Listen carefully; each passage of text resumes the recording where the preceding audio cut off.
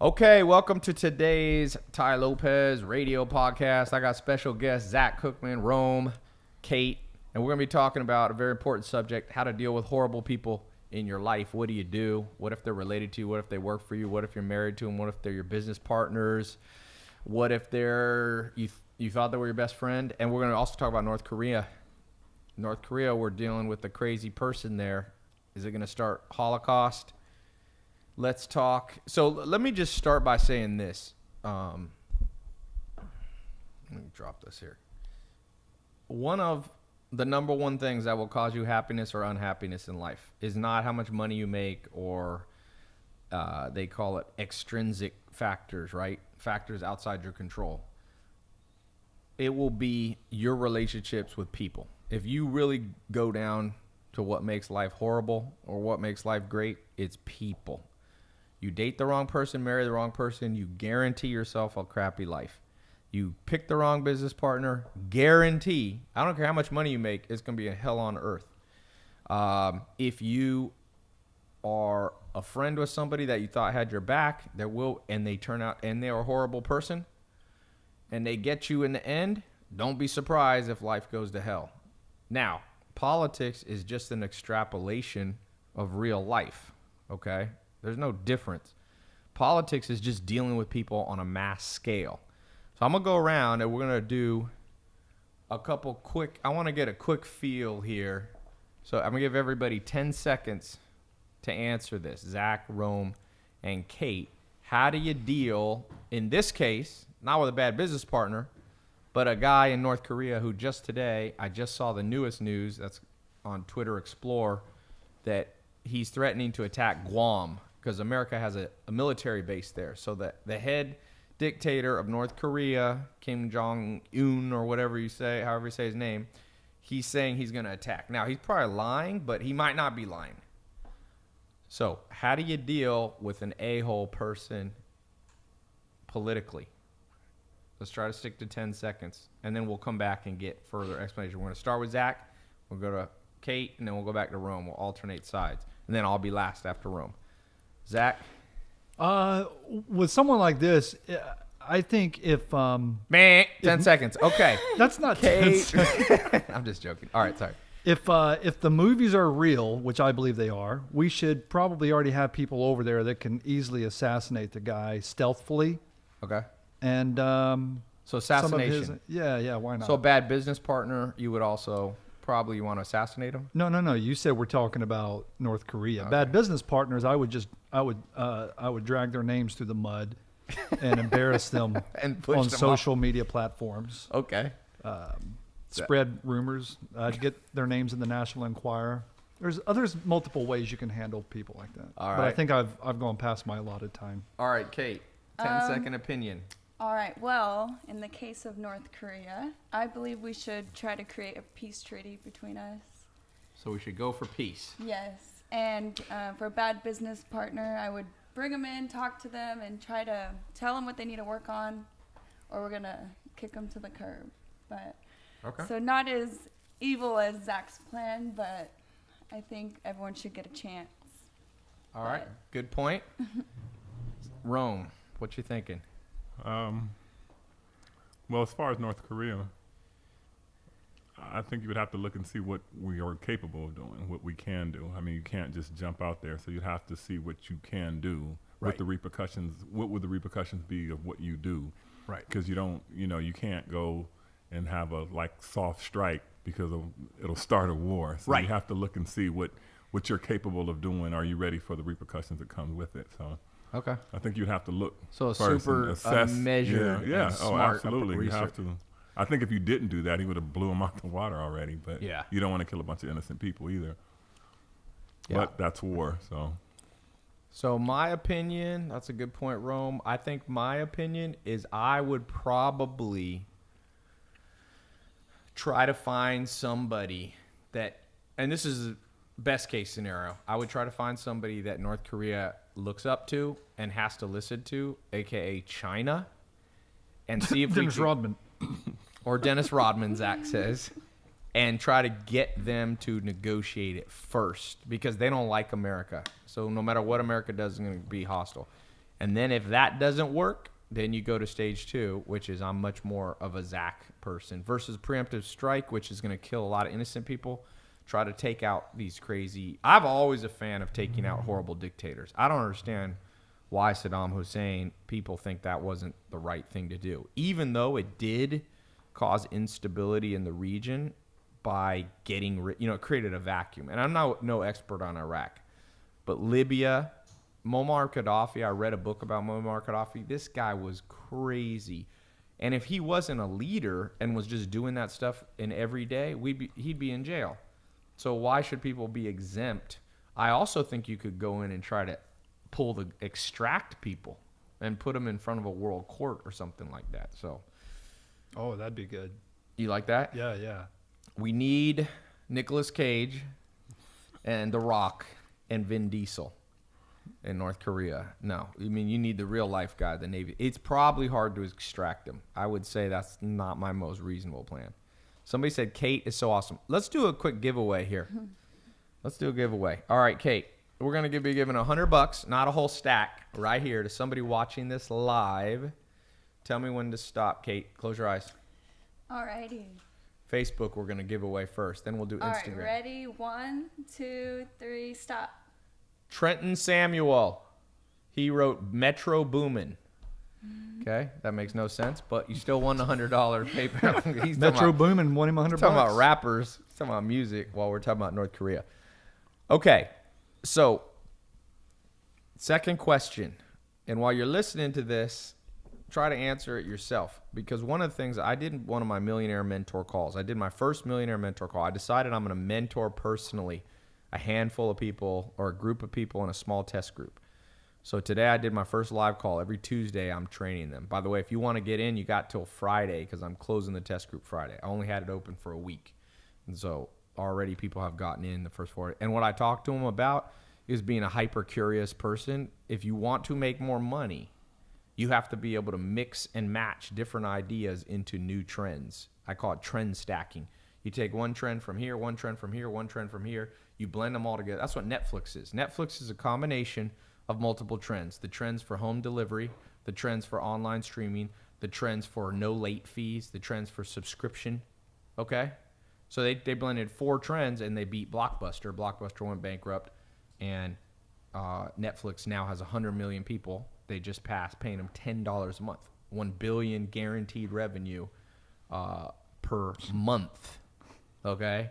It's a real good success story. So the reason I'm talking about North Korea and a little politics and a little business is because the more diverse your knowledge base is, the more you can blend ideas together that nobody else ever thought to blend together. Most people are very, very narrow-minded. If they like fitness, they're a personal trainer, they just focus, how do I make money in fitness? If they're own a restaurant, they only read restaurant magazines. And I was reading an interesting book about the story of Hollywood.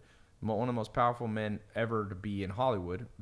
I'm in the vicinity of Hollywood. This is Beverly Hills, but our neighbor Hollywood was a guy who started CAA. CAA is still around. It's called Creatives Artists Agency. It's one of the biggest talent agencies. They manage movie stars and a lot of sports people. And his name was Michael Ovitz. This man was the godfather, the real godfather of Hollywood in probably the mid 80s to the mid 90s. I mean, powerful guy. And he got 250 magazines per month. What? He had 150 magazine subscriptions per month. You can read the book. It's a new book. It says CAA on it. I forget the title. And he of course didn't read every article in all 250 magazines. That's not realistic. But he would flip through what caught his eye. But he would be getting restaurant magazines. He'd be getting sports magazines. He'd be getting architecture magazines. And that allowed him, he said, that when he met with people, he could find common ground. One of the things, if you want to do business networking, you got to find common ground with people. So people you meet who have different interests, if you know nothing about it, you create the opposite of a common bond. You create a vacuum. A lot of people, I've had people that meet me, and we try to talk for more than 5 minutes, and there's nothing to talk about. To be a good networker, You got to go, ooh, I'm talking to Elon Musk. Let's talk about space. If you ever bump into him. Oh, I'm talking to Arnold Schwarzenegger. What's Arnold Schwarzenegger like? Well, he likes bicycles. If you watch his Instagram, he bicycles all the time. He likes cigars. If you ever met Sylvester Stallone or one of these big people, trust me, they don't want to talk about, oh, I loved you in the movie Terminator. They've heard that 1,000 times. But if you can say, you know what, I saw you smoking that, Havana, blah, blah, blah, cigar. Have you tried this? They'll sit there and talk to you for an hour. And so being diverse is an important skill. And that's why we're talking about Kim Jong-un. Even though my podcast is not a political one, I still want to be wide base of knowledge. Okay. I know that Ovitz used to, with the 250 magazines, one of his favorite things was that highlight magazine. And on the back, where you see what isn't right, he would use that as a test. You know how you do your personality tests? When people would come in to talk with him, he would ask them, what's wrong with this image? Or isn't that it? Or what's missing or what's not right about this picture? So that was just like a little trick he did. Zach is here for words of wisdom that I forget about. Okay, so here's the second round of questions. We're doing a speed round question here. Back to our 10 seconds. I took longer, but I'm trying to host this thing. Here's the question. We'll go Zach, Kate, Rome, me. Is the way that Donald Trump, and I'm going to give you more, you can give a minute. Donald Trump, the way he's handling it. He's a liar. Rome hates Trump. Zach likes him.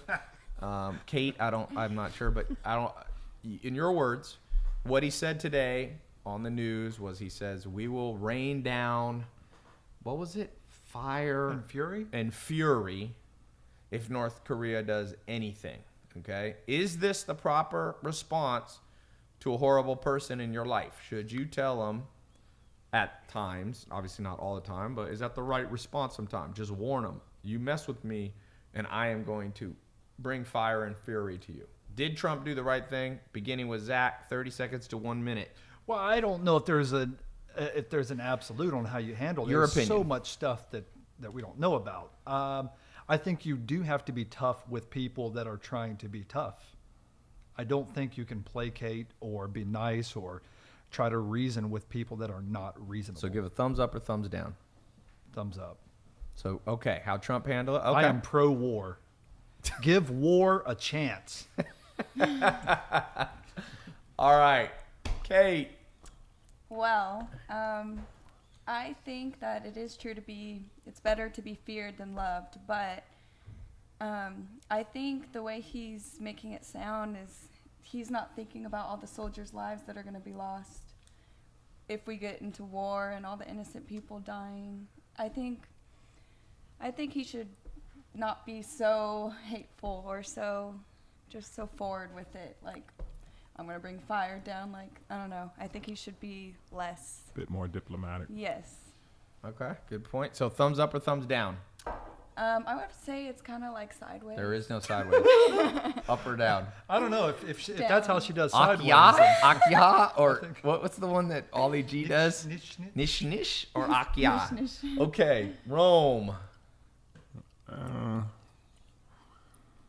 Well, as far as the comments go, I'm sure he wants to exude power and doesn't want to make it seem like we're getting punked by North Korea. Right. At the same time, I think North Korea thinks he's a punk anyway.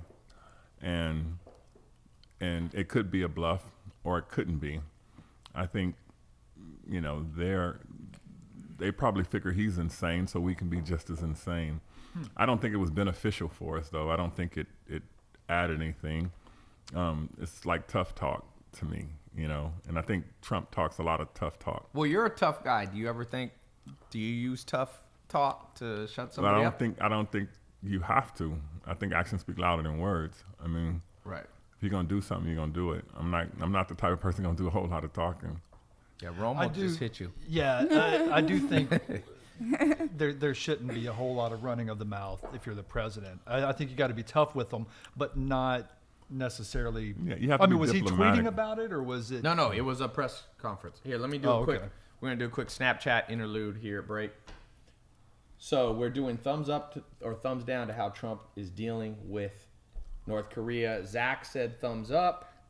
Kate said thumbs down. Mish, Rome, mish. are you up or I down? probably would say down. Down. So we were one of the things I was saying with horrible people in your life, the best thing to do is get good at reading people so you never get in the situation. So business partner, best thing to do is read people, because once you sign that damn business partnership document, it's too late. You're in it. So what happens in this case where North Korea put a guy in that we have no control over, you can't screen the guy out. But sometimes, believe it or not, you can use other forces. You could use China. You can use economic sanctions. North Korea is a tough one, boy. Nuclear is a, if there's even a 1% chance that a nuclear bomb will hit the United States, you better be careful because, oh boy, you think 9/11 was a recession? Yeah, the world will change how we know it. If there was ever any nuclear, I don't care what country you're in. I don't care if you like the United States or hate them. If you live in Brazil, if you live in Russia, if you live in China, if you live in any part of the Middle East, Africa, Asia, you are probably not going to like the economic repercussions of a Holocaust situation.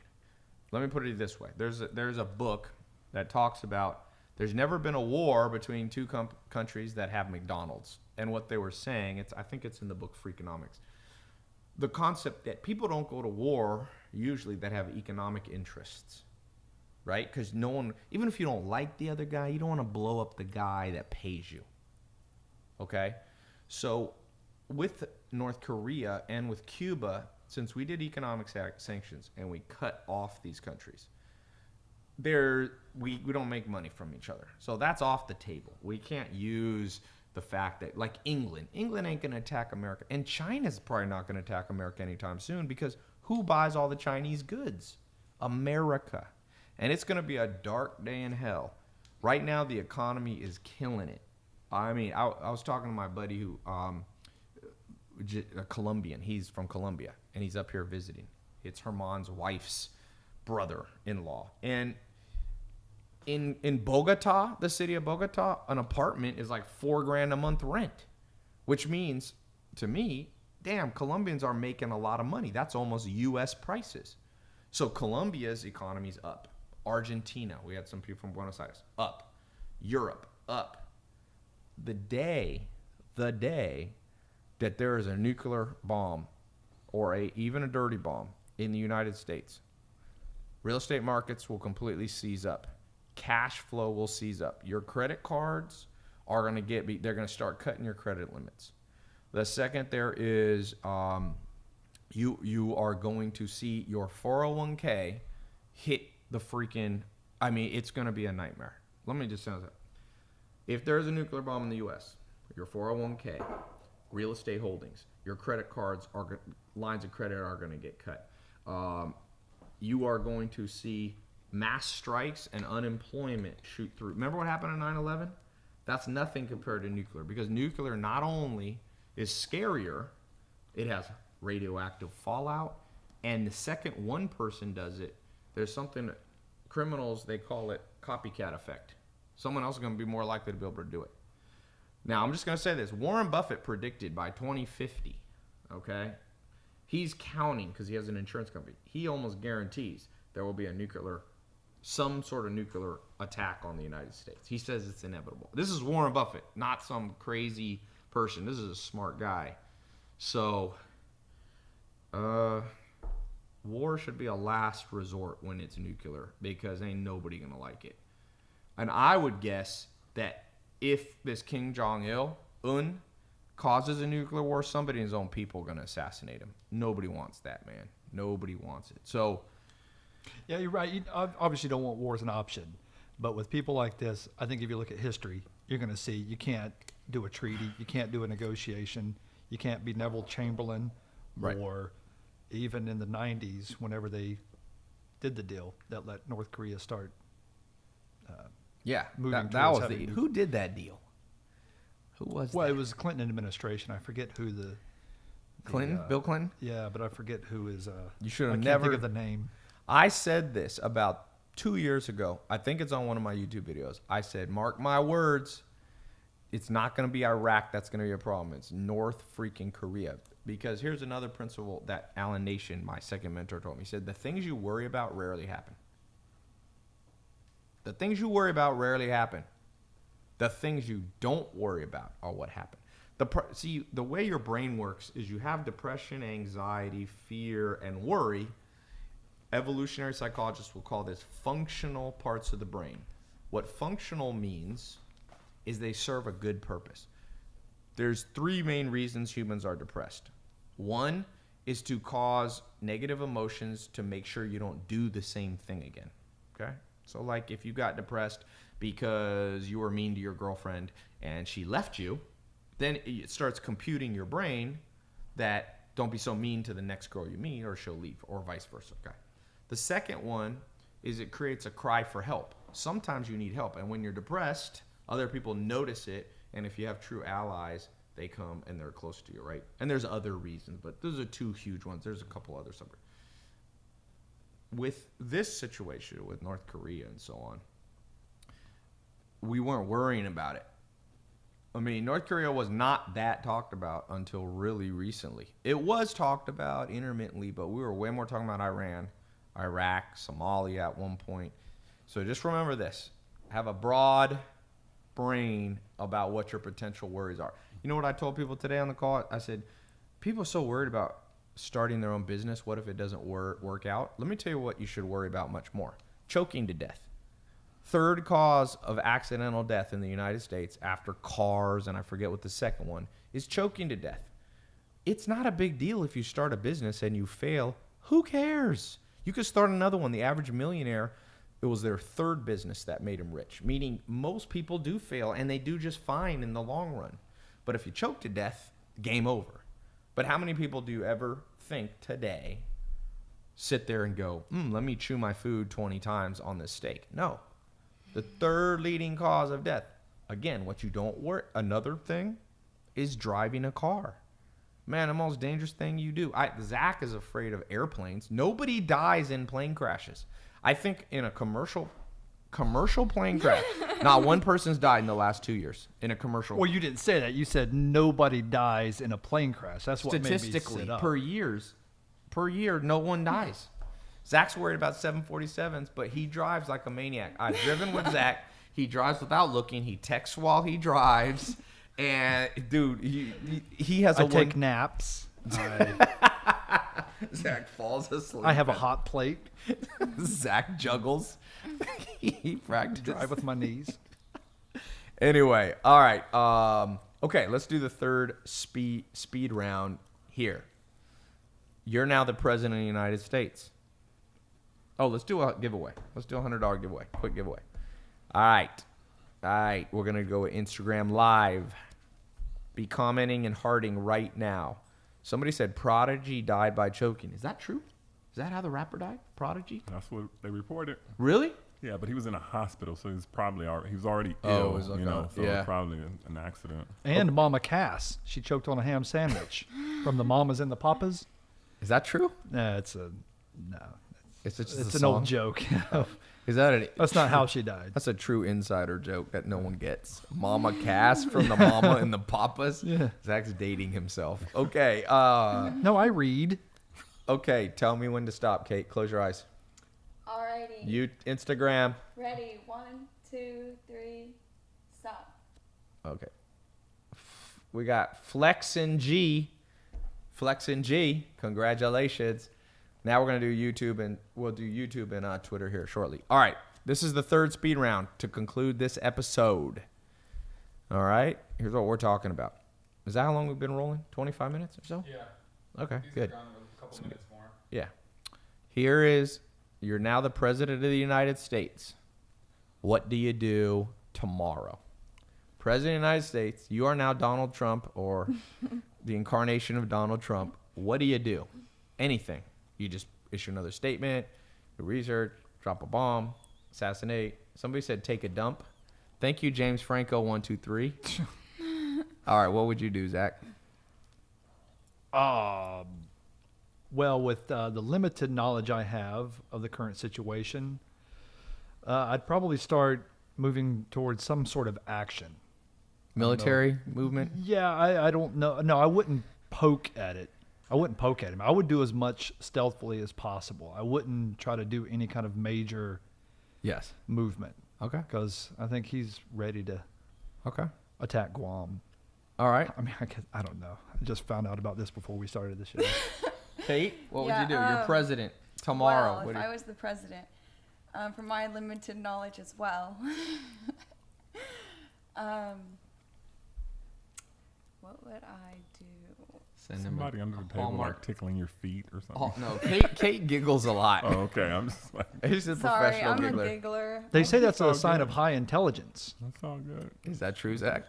Zach is going to be the guy who just makes up facts all over the radio podcast. It's on Wikipedia. I put it on there, but it's on there. Zach started a page. Tickle facts. I don't know. Let's have Rome be the president first. All right, you're going to pass? All right. Rome? If I was Donald Trump, Yep. I would resign and let someone more knowledgeable take over. Hey, that's a real answer. No, I would resign right now because he's in over his head, and let some more diplomatic people who know what they're doing and can assess the situation way better. Because at the end of the day, we don't want to go to war, no matter what. Okay. You know, so the situation needs to be resolved Yeah. in the most diplomatic way possible. But we do not want to go to war. So you're resigning and putting someone else. Okay. This is my opinion. Here's what I'm doing. And this is just a crazy idea. Crazy idea. There's an old saying, keep your friends close and your enemies closer. I don't know if this will work, but what happens if you agree to meet with the guy in person? Now, a lot of people will say you shouldn't do that because you're legitimizing a dictator. But he's already legitimized. He is the leader of a country that we consider a sovereign nation. North Korea, I mean, it's a nation. We know there's borders, there's boundaries. It's not a made up, it's not a neighborhood or something like that. So maybe Donald Trump doesn't meet him because that might be a little bit risky security-wise. But send the vice president. And you come and you keep your friends close and you keep your enemies closer. You say, listen, man, we realize that we've had horrible relationships with you. We realize we had a war with you. But look, nobody wants a nuclear war. If there's a nuclear war, we promise you, every single one of you will be assassinated. You will hit America probably, but you will all be dead. And every family member you have. Okay, but I would say it just in a nice way. Listen, let's be real How here. do you say that in a No, nice you way? tell them the truth. You don't You all threaten. die. No, you don't threaten. Everyone. You say Your family. You don't threaten. You say, It's listen. inevitable. That's exactly You what say would we happen. got satellites watching you. I know exactly where you live. We know everywhere. We got 50 spies paid off in your thing. You are all gonna die, and it's gonna mess with our country. Let's do this. Let's do this. What if his response is, That's we're bro- prepared to die? What about you? You know what? Very few people are prepared to die. That's Well, but a lot of Muslims are. I and feel that's, like this is they're why this is what I say. savages. This is why I say Poor that. people are. Like, well, They're not I'm poor. talking about terrorists. Right. I'm talking about, that's where I'm mostly referring to as terrorists. Radical Muslims, Radical not- Muslims, if you not will. Muslims. Yes, they're prepared to die. So how do you kill somebody whose soul's already dead? And so obviously, I'm sure the whole country doesn't feel this way, but if he feels this way and he dictates or runs that country, the only person that has to matter to is him. Man, I will tell you. Yes. And Adolf- how do you negotiate with someone whose starting point It's is not a your negotiation. death? It's not a negotiation. You're not negotiating. So here's what a negotiation is. A negotiation is you try to get people to compromise. Now, I know a little bit about psychology. One of the things I teach people about reading people, there's 3 major flaws that humans have. It's called the dark triad. So it's narcissism, Machiavellianism, and psychopathy. Psychopathy is what we're dealing. So here's what psychopath means. A psychopathic person is somebody who has no fear of consequences. So 80% of Navy SEALs are psychopaths. A lot of police officers, much higher than the regular. That's why they take the job, because they don't fear much. So they go. So there's good psychopaths and bad psychopaths. I read an interesting psychological report they did more in-depth research on psychopaths. One thing they found is they're not very motivated by consequences. That's why I said when you sit down with them, you send somebody very skilled, very good talker, a Bill Clinton type person, and you sit down and you don't threaten them. You don't say, we're going to kill you. It doesn't work. They don't think it's going to happen. Psychopaths always think they'll get. Psychopaths who go to prison are always surprised. They're like, wait, I was killing people every day in my backyard and I got caught? That's what they found in this report. I'll try to find the link to it. But they respond to rewards. So I wasn't quite done. I was saying, you tell them, look, it ain't going to be good for anybody. But if you guys will shut down your nuclear things, we'll pay you. We'll give you $10 billion. Now you might say, but Ty, that makes the problem worse. They'll take the $10 billion and make nuclear. You say, as terms of the conditions, you say money. We will be sitting there. We'll have an inspection base in North Korea. Now you might think this is crazy, but let me tell you, in history, there was 2 famous conquerors in history. One guy's name is Alexander the Great. You probably heard of him. He's considered Genghis Khan. Alexander Great, considered the most powerful conquerors of all time. Genghis Khan conquered from Mongolia, and he almost got basically to the Rhine River in Germany. So he conquered all of, Russia, Eastern Europe, and so on, all the way basically to Western Europe. And then he died and went back. Okay, Alexander the Great, some people consider the greatest one. He was a Macedonian. Macedonia is a part of the world, still a country. It's near like Italy, Greece, Albania, all this kind of exact area, okay? He was Macedonian. And he went and he was very warlike. And he went and he conquered everywhere. He made his way all the way to India. In India, he was 30 years old, and he conquered the known world. And an arrow hit him, and he died of an infection. Okay, so he died at, I think, under 32. It might be 31, 30. Okay. But his father is more interesting to me. His father was a guy named Philip of Macedon. And this is what his father did. He was not as rich. He was not as famous. But he died an old, happy man. And you know what he did? He paid off everybody who wanted to fight him. He said, oh, you want to fight me? Here's $20 million. Let's become friends. And people were like, I like that. Now, what's better? What's better, being the tough guy and having a nuclear bomb hit the freaking United States? It will be a 10-year economic recession. Your job is going to go to shit because people ain't going to be buying iPhones. Your house value, if you have a house worth $400,000 that you want to sell and move, it's going to be worth $200,000. Your credit card is going to get cut. Your 401k will drop in half. If you're okay with that, so you can be the tough guy, be my guest. Pay the damn guy off. Now, people bring up Adolf Hitler, and they say, well, Hitler would have killed the Jews and started World War II. No. There's a very fascinating, did you know at the beginning, before Adolf Hitler was killing everybody, a group of Mennonites. Mennonites are people that are pacifists. They're a religious group. They're like the Amish. Out of Virginia, a guy went to Mennonites. True story. You can Google it. They went to Adolf Hitler in Germany, and they said, we will buy the Jews from you. You don't want them? We'll give you money. Now, Adolf Hitler needed money. Everybody loves money. People who say they don't love money. You got a friend who says, oh, money's the root of all evil? Stick $10,000 in their face and say, you want this? They go, yes, sir. Unless they're Mother Teresa, they're taking the money. So I forget the amount. I think that the total amount for the Jews, I think Hitler said he wanted something like $10,000 per Jew. And the Mennonites came up with enough, and they shipped like 1,000 Jews back to America, and none of them died.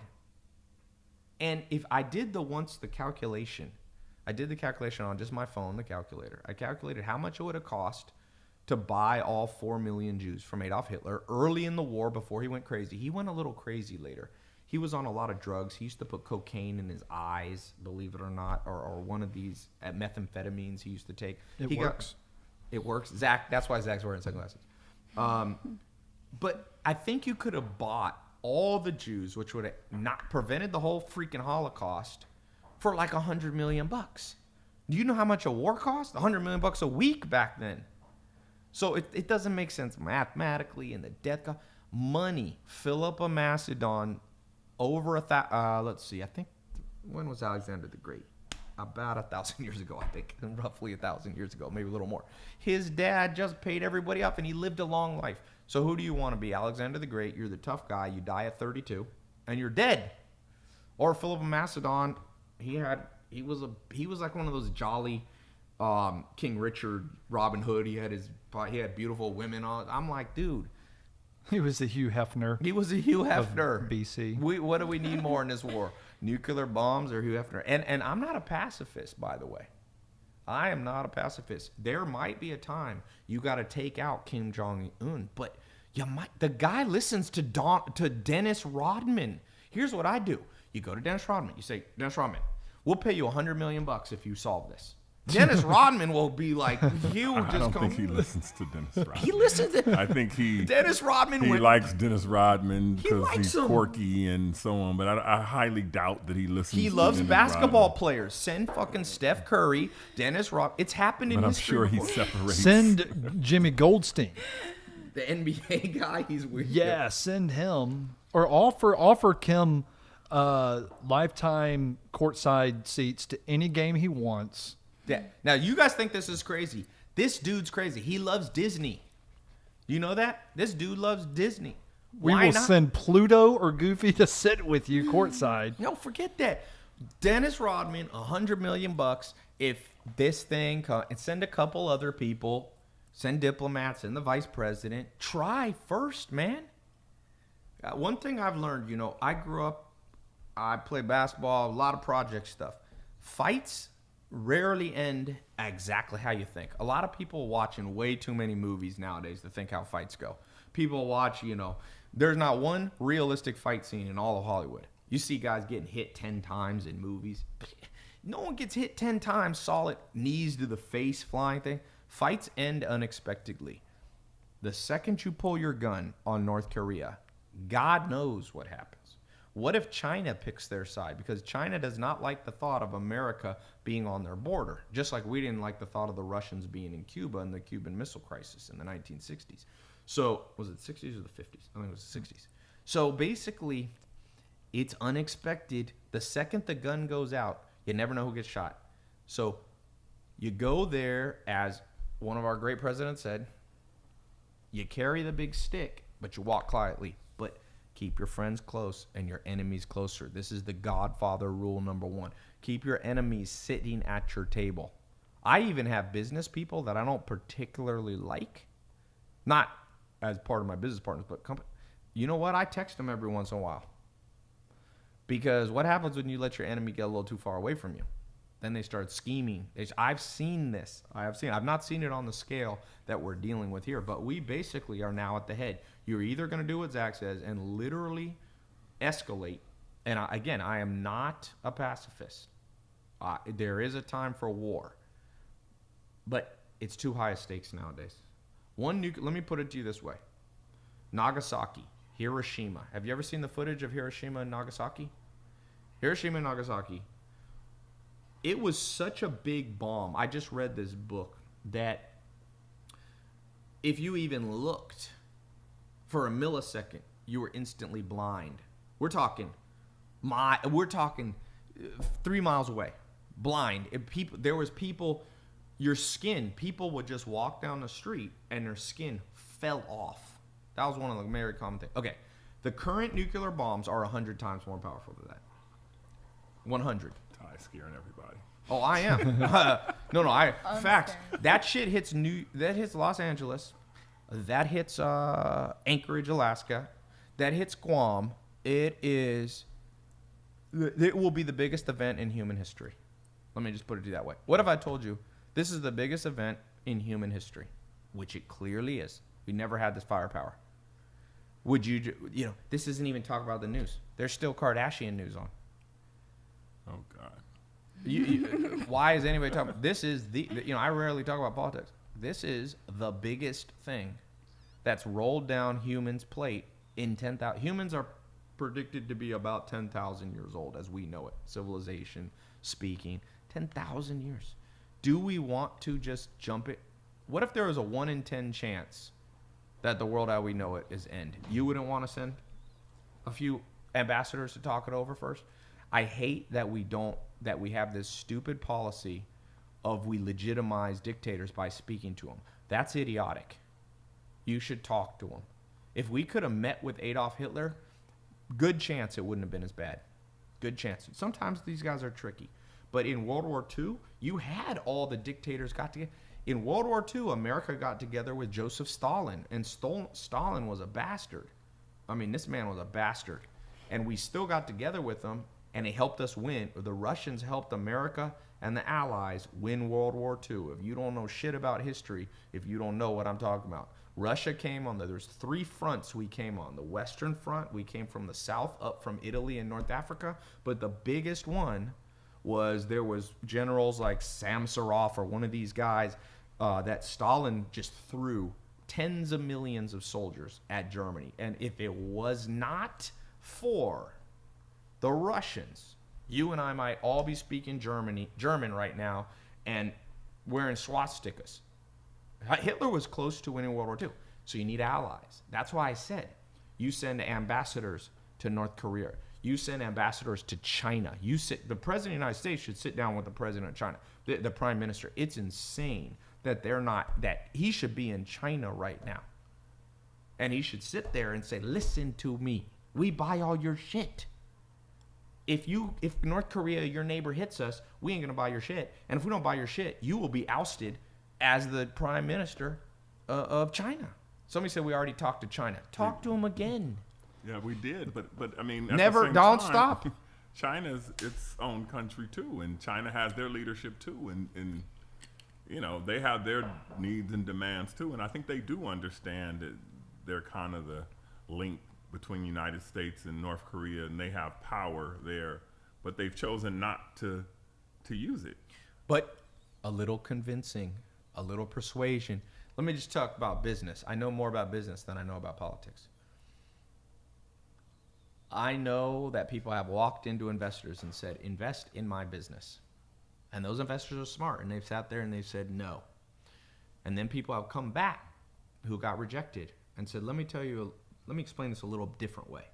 And they explain it a little more persuasive way, and the investor goes, you know what, I didn't like this the first time, but I like it the second time. Let's do it. That's what we need with China. You go to China, you go, hey, it didn't work the first time. This is getting more serious. What do we got to do? What do we got to do?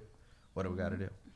All you guys that want to run into a nuclear war, you should talk to some World War II veterans that saw nuclear holocaust. No, nobody wants that. Nobody wants that. The bombs now. Let me just Google this for you. How powerful are modern day nuclear bombs? Let me just show you this compared to Nagasaki. Power. You know why you're looking that up? I got to thinking that would be good. Go back to China. I say, tell them what do you want, and whatever they say, no matter what they say, you agree to it. But have your fingers crossed when you agree to it. Yes. That way. But I think their fingers would be crossed, their toes would be crossed. Look at this. This is going to blow your mind. I'm saying have your fingers crossed. Right, I'm sure theirs would be equally crossed. Popular Mechanics. You guys know this magazine. Popular Mechanics. Today's nuclear bombs are thousands of times more powerful than World War II. Let me just reiterate. We dropped 2 bombs and decimated Japan. 1 bomb now is 1,000 of those. That means that one of those bombs hits California, it decimates the state of California. When you look at radio, and did you know that when California goes down, all hell gonna go loose in this world. If California was its own country, I believe it's the 7th biggest economy, or it's either the 7th or the 12th. The state of California alone. So let's just read through this. Popular Mechanics. You can look at this article written last year. The atomic bombs dropped on Hiroshima, codenamed Little Boy and Fat Man, respectively leveled cities, killed 166,000 people in Hiroshima and 80,000 in Nagasaki. 166,000 people. That's 1/10 of a million people, roughly. Okay, they were atomic fission bombs. Okay. Now, then they used, the Fat Man used a core of plutonium-239. In a thermonuclear weapon, often called a hydrogen bomb, the fission process is only the beginning. Modern nuclear weapons, such as the US's B-83 bombs, use a similar fission process, but that then ignites another reaction in the secondary core of hydrogen, deuterium, and tritium. So, this is all you got to know. The blast from Little Boy was the same as 15,000 tons of dynamite. 15,000 tons of dynamite. You know, one stick of dynamite will blow you completely away, right? That first bomb was 15,000 tons of sticks of dynamite. You know how many sticks of dynamite in 1 ton? The modern one, okay? That, by the way, that old bomb sent a mushroom cloud 25,000 feet in the air. The new ones, the B-83 1.2 megaton, is 1.2 million tons of dynamite. Are we getting this? The last one was 10,000 or 15,000. The new one is 1.2 million tons. That's all you. Now, I don't know if Korea has that big of a bomb yet, but 1.2 million tons of dynamite. You want that to explode in your city with radioactivity? 1.2. You know how many tons? I was on a boat, and I think the modern freighter boats, you know, they have all these like cranes. That's where Walmart gets all their shit from China. They come on cranes. They hold like 500,000 or 800,000 tons. Those huge freighters, they're the size of a city. Imagine that thing jam-packed with fucking dynamite. And it'd be 2 of those set in the middle of Los Angeles. It will be the end of the world as we know it. So let me just add, this is my solution. What would you do if you knew you got 2 choices? 5% chance it's the end of the world as we know it. Just 5%. Or pay Dennis Rodman $100 million, or Bill Clinton, or fucking go give Kim Jong-il his own Disney World. Placate the guy. Placate the guy. You know what that means? Be nice to the guy. And then, if it doesn't work, then you always assassinate him last. But you better strike fast, and you better hit tons of people. Keep your friends close and your enemies closer. Read The Art of War. The Art of War. You know what The Art of War says? And this is a Chinese book, one of the most famous books ever written. It was written by Sun Tzu thousands of years ago. He said, do not tell your enemy, and I'm paraphrasing, you don't ever tell your enemy what you're doing. You act nice. You go, hey, no big deal. You know, I used to own clubs. A lot of fights. I've seen a lot of fights. I've been in fights. I've been in the hospital. I put somebody in the hospital before in a fight. Most dangerous guys are the guys, and Rome knows this. They just walk up to you. They got a little smile. Pow! Hit you right in the jaw and you're out. That's what we have to do if it comes to that. You start talking up a big game. That's not working. It didn't work on Saddam Hussein because he was a psychopath. The only thing that worked was, you know, we went in there, but he didn't have nuclear weapons at all. So keep the guy close. Make him feel everything's good. And then pow, hit him if you have to. And when you hit, you got to wipe out the top 100 guys on that thing. So that's what I would do. In terms of warning your enemy, I'm not sure that works very well. It didn't work for Adolf Hitler. We warned Adolf Hitler. Oh, we're going to cause war. You think Adolf Hitler, if they're crazy, they're crazy. It did not work on Muammar Gaddafi. We warned Muammar Gaddafi before Libya over and over. Didn't work at all. It didn't work on Saddam Hussein. It has not worked on the Shah of Iran. It doesn't work on ISIS. You can't threaten. Just walk quietly and carry a big stick. Keep your friends close and your enemies closer. So that is the long answer. Hopefully that's not too boring. But you don't want 150,000 tons of TNT hitting Guam or California. It will be Holocaust. You won't be able to come to California for 20 years. It's going to leak over into Arizona. a lot of our food in America that you're eating comes from a lot of the food that you eat in America comes from California. The banking system, a lot of it runs through California. Zach is in California. Don't let that get out. That's what that might be the thing that causes Dennis something to Rodman. come That's on his over. main Yeah. negotiating tool. We're gonna put Zach in Guam because Kim Jong Un, but I never understand why not talk to him. Why can't the president sit down with a dictator? I never got that. Well, because we don't want our president to sit down with. But why? Because he's an idiot. That's why. Well, You okay. probably get other people. You put Yes. other people. I would agree. I mean, and I'm sure there's reasons why they don't do that. But Not if always good we're ones. going to, you put the right. Yeah, people. Yeah. You know that one thing I liked about Obama. I didn't agree with everything Obama did, but one thing Obama did, he was the first standing president in like 50 years to visit a prison. And people are like, you shouldn't visit a prison. Somehow you legitimize him. I'm like, what are you fucking talking about? You're telling me we have 2 million Americans in prison. Okay, it's about a little under 1% of Americans are in prison. For the president to go visit it somehow makes more people going to go to prison. I mean, this world is getting stupider and stupider as we go. I thought that was smart. Why shouldn't the president go, look at the conditions, talk to people, get his... It's a big part of being the president is the justice system. Nobody went for fucking 50 years because Reagan thought it was bad. Carter thought it was bad. Nixon thought it was bad. Clinton thought, what the hell is wrong with people? Go talk. You know where I want my leaders? You know the best generals in the military? You know where they go? They led the fight. Do you think that the best generals, the great generals, you know MacArthur? Not MacArthur. Patton. Patton was dry. There was bullets hitting his helmet, and all the men respected him. I want the president and the top people in the worst places. What greater death could it be as a president negotiating world peace and something goes down and you get killed? We'll be okay. We'll elect another president. You got a vice president.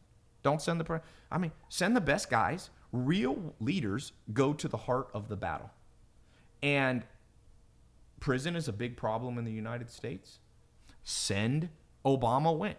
I admire him. There's not one cogent, intelligent, high Q argument as to why it was wrong for a president to go visit the prison system. No, but it was accepted fact for 50 years. So just because it's accepted conventional truth doesn't mean it's remotely accurate. So just because it's conventional truth that a president doesn't visit a dictator for the last 50 years doesn't mean you're right, because, as I corrected people, America has met a dictator. His name was Joseph Stalin, and I believe Roosevelt met him 2 times. One was in Morocco, wasn't it? Didn't they go to Casablanca or something like that? He took a boat. I believe he took a boat. The President of the United States took a boat, and it was Winston Churchill. There's a famous picture. You can pull it up, though. Winston Churchill, Joseph Stalin, and the President of the United States. And he said, listen, dictator, Joseph Stalin, we need your help, man. And it fixed it. So you go to China, you fix it. You go to Kim Jong-un, and if the dude turns out too crazy, then you can always fight. Fighting is always there, man. But I have learned in business, be careful who you piss off, because people are friends of friends of friends of friends. You make life hard. Remember what Philip of Macedon... Here's the picture. You think America never met with dictators? Wait, is that Truman or Roosevelt? Roosevelt. That's Roosevelt. I think Truman might have met with Stalin later. They met on an island, Yalta, too, I think. So there's Joseph Stalin. Roosevelt was crippled because he had a disease that he didn't tell much. I think he had muscular dystrophy. Didn't he have MS or something? It wasn't polio? Polio. He had polio when he was young, but he I don't know. Maybe you're right. And then there is good old Winston Churchill. And they met. So Americans, and we won World War II. We won. Nothing happened to America. Nothing happened much. You've seen the movie Dunkirk. England got attacked a little bit. Not too bad. Germany got decimated. Poland got decimated. But most of the world was okay. We got to learn from history. Another thing that each of you have to do, a little side note. if you read, there's a great investor. His name's Ray Dalio. He's one of the richest men in the world. Can you Google what Ray Dalio's net worth? I think it's $20 billion. He's a hedge fund manager. And what he said is, he said you must study history to make money, because that's how you predict what you should invest in the stock market based on the past. You figure out trends that he said the world's a cycle that goes around and around. What's his 17 billion? 17 billion. He made 17 billion. So that's what I'm saying. This is one thing that I don't know much about Donald Trump, okay? He was supposed to, believe it or not, use this house here, my house, for a fundraiser. A friend asked in February last year, before he was president, if he could use my house. And Rome said no. No, I'm not. It ended up not happening for some reason. And like I said, I'm not really Republican or Democrat. I find both of the parties fairly idiotic, and equally idiotic. But I don't know if Donald Trump knows history. I know that George Bush didn't. I'm sure he doesn't. Yeah. Well, George W. Bush, I mean, I read this fascinating book there's a book, I forget it, you can Google it. It's by the guy who first interrogated Saddam Hussein. So this guy interrogated Saddam Hussein, the first person to ever talk to Saddam. And what he basically found is that Saddam Hussein and George Bush were similar in that each person was in such a small bubble, they didn't understand any of the repercussions. They didn't understand, for example, Saddam Hussein had basically never traveled the world. So he didn't understand that America is a horrible country to attack.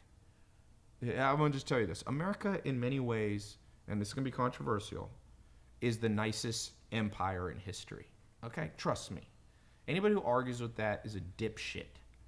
Name any other empire in history we are the least warlike empire. But if you attack us first, we do not give up until you are gone. Okay? So Saddam Hussein, because he didn't know anything about history, wasn't very well read, Saddam Hussein goes, well, we can threaten America enough and they'll never do anything. Well, he also never studied Texas.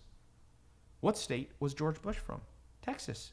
Of all the places in America that's the most likely to actually shoot you in the face, anybody want to test this theory? Go to Texas. Sneak around an average person's house at 2 a.m. while his wife and kids are sleeping. The number one state likelihood you're going to get blasted in the face is Texas. And so Saddam Hussein, absolute idiot. On the flip side, George Bush, by his own admittance, was not a big history guy. He liked baseball. And he didn't know. Who's ever seen the Disney movie Princess Bride? What is the rule in the Battle of the Wits of Princess Bride, Zach?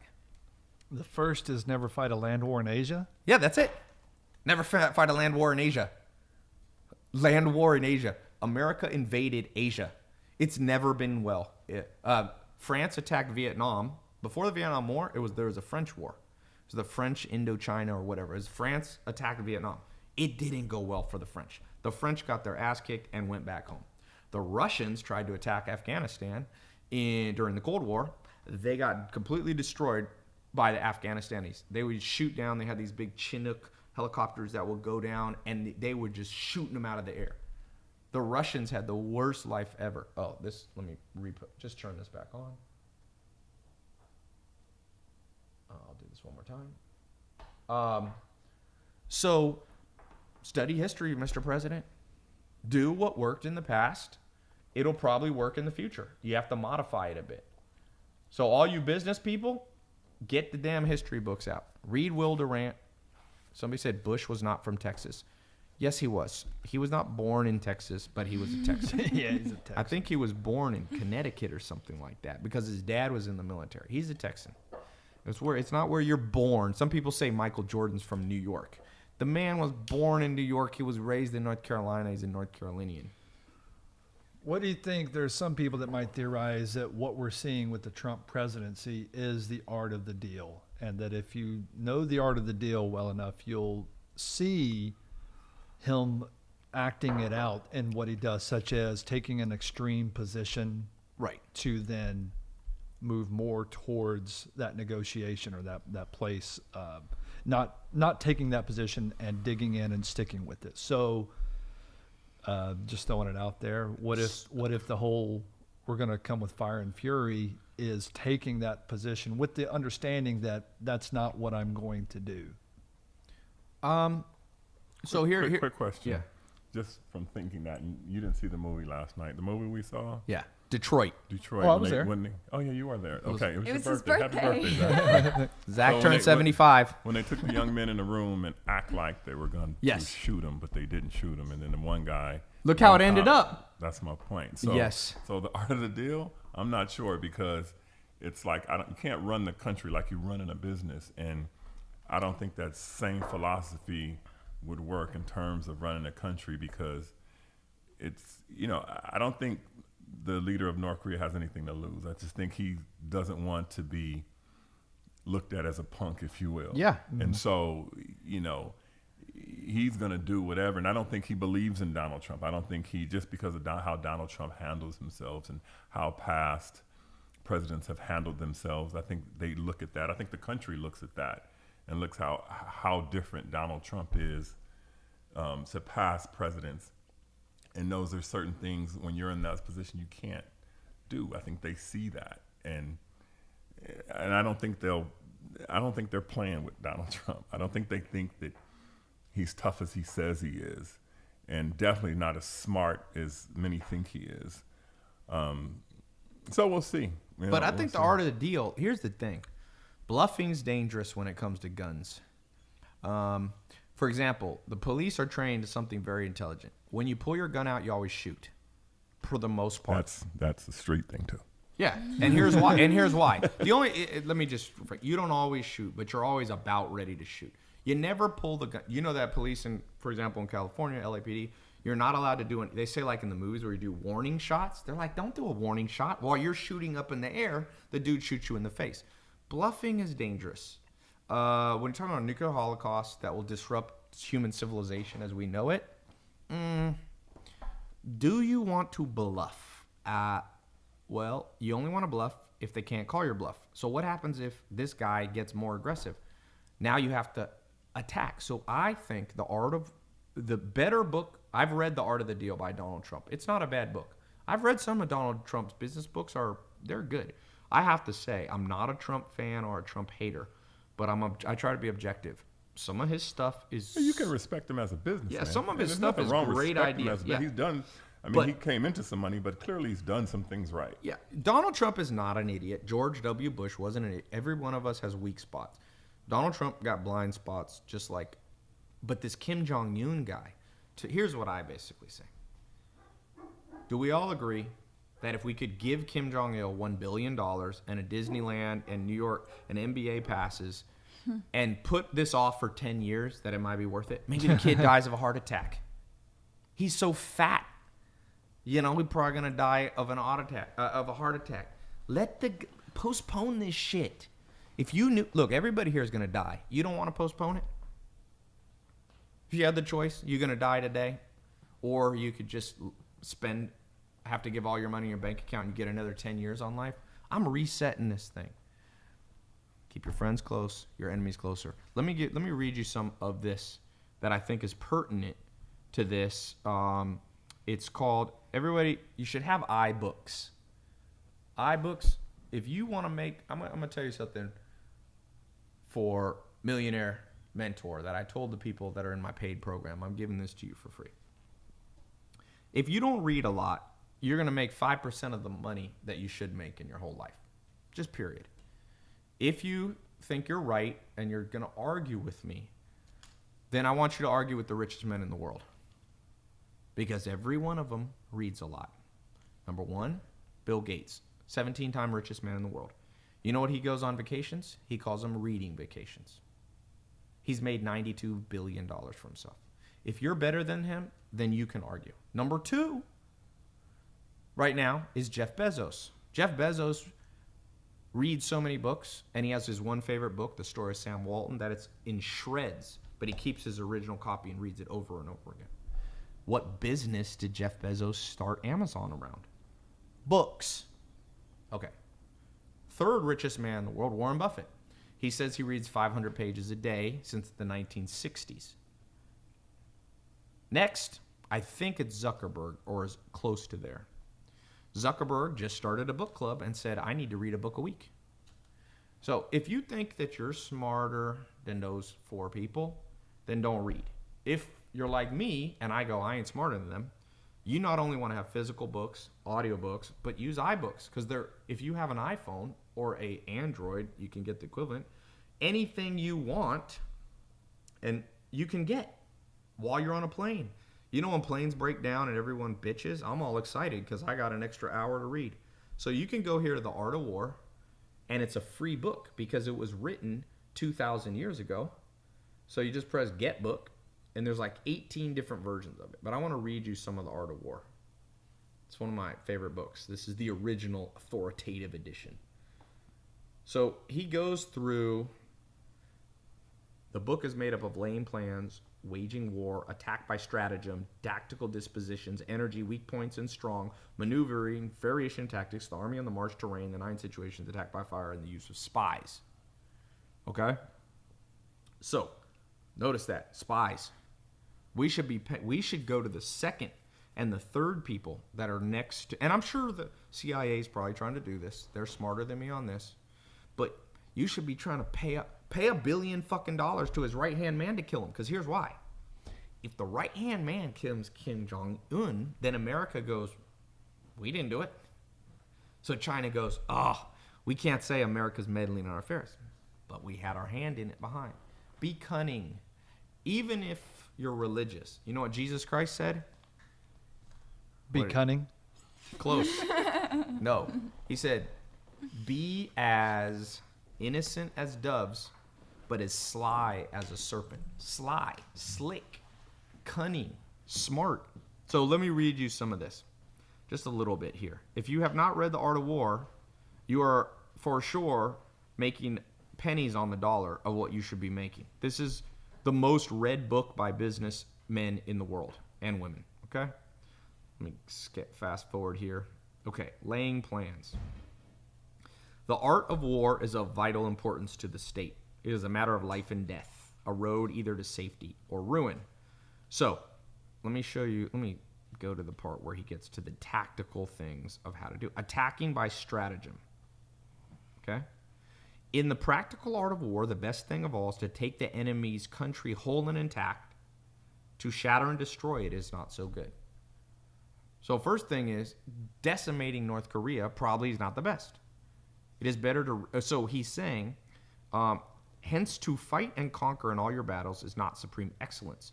Supreme excellence, listen to this. Listen to this. Whatever you're fucking doing, listen to this. To fight and conquer in all your battles is not supreme excellence. Supreme excellence consists in breaking the enemy's resistance without fighting.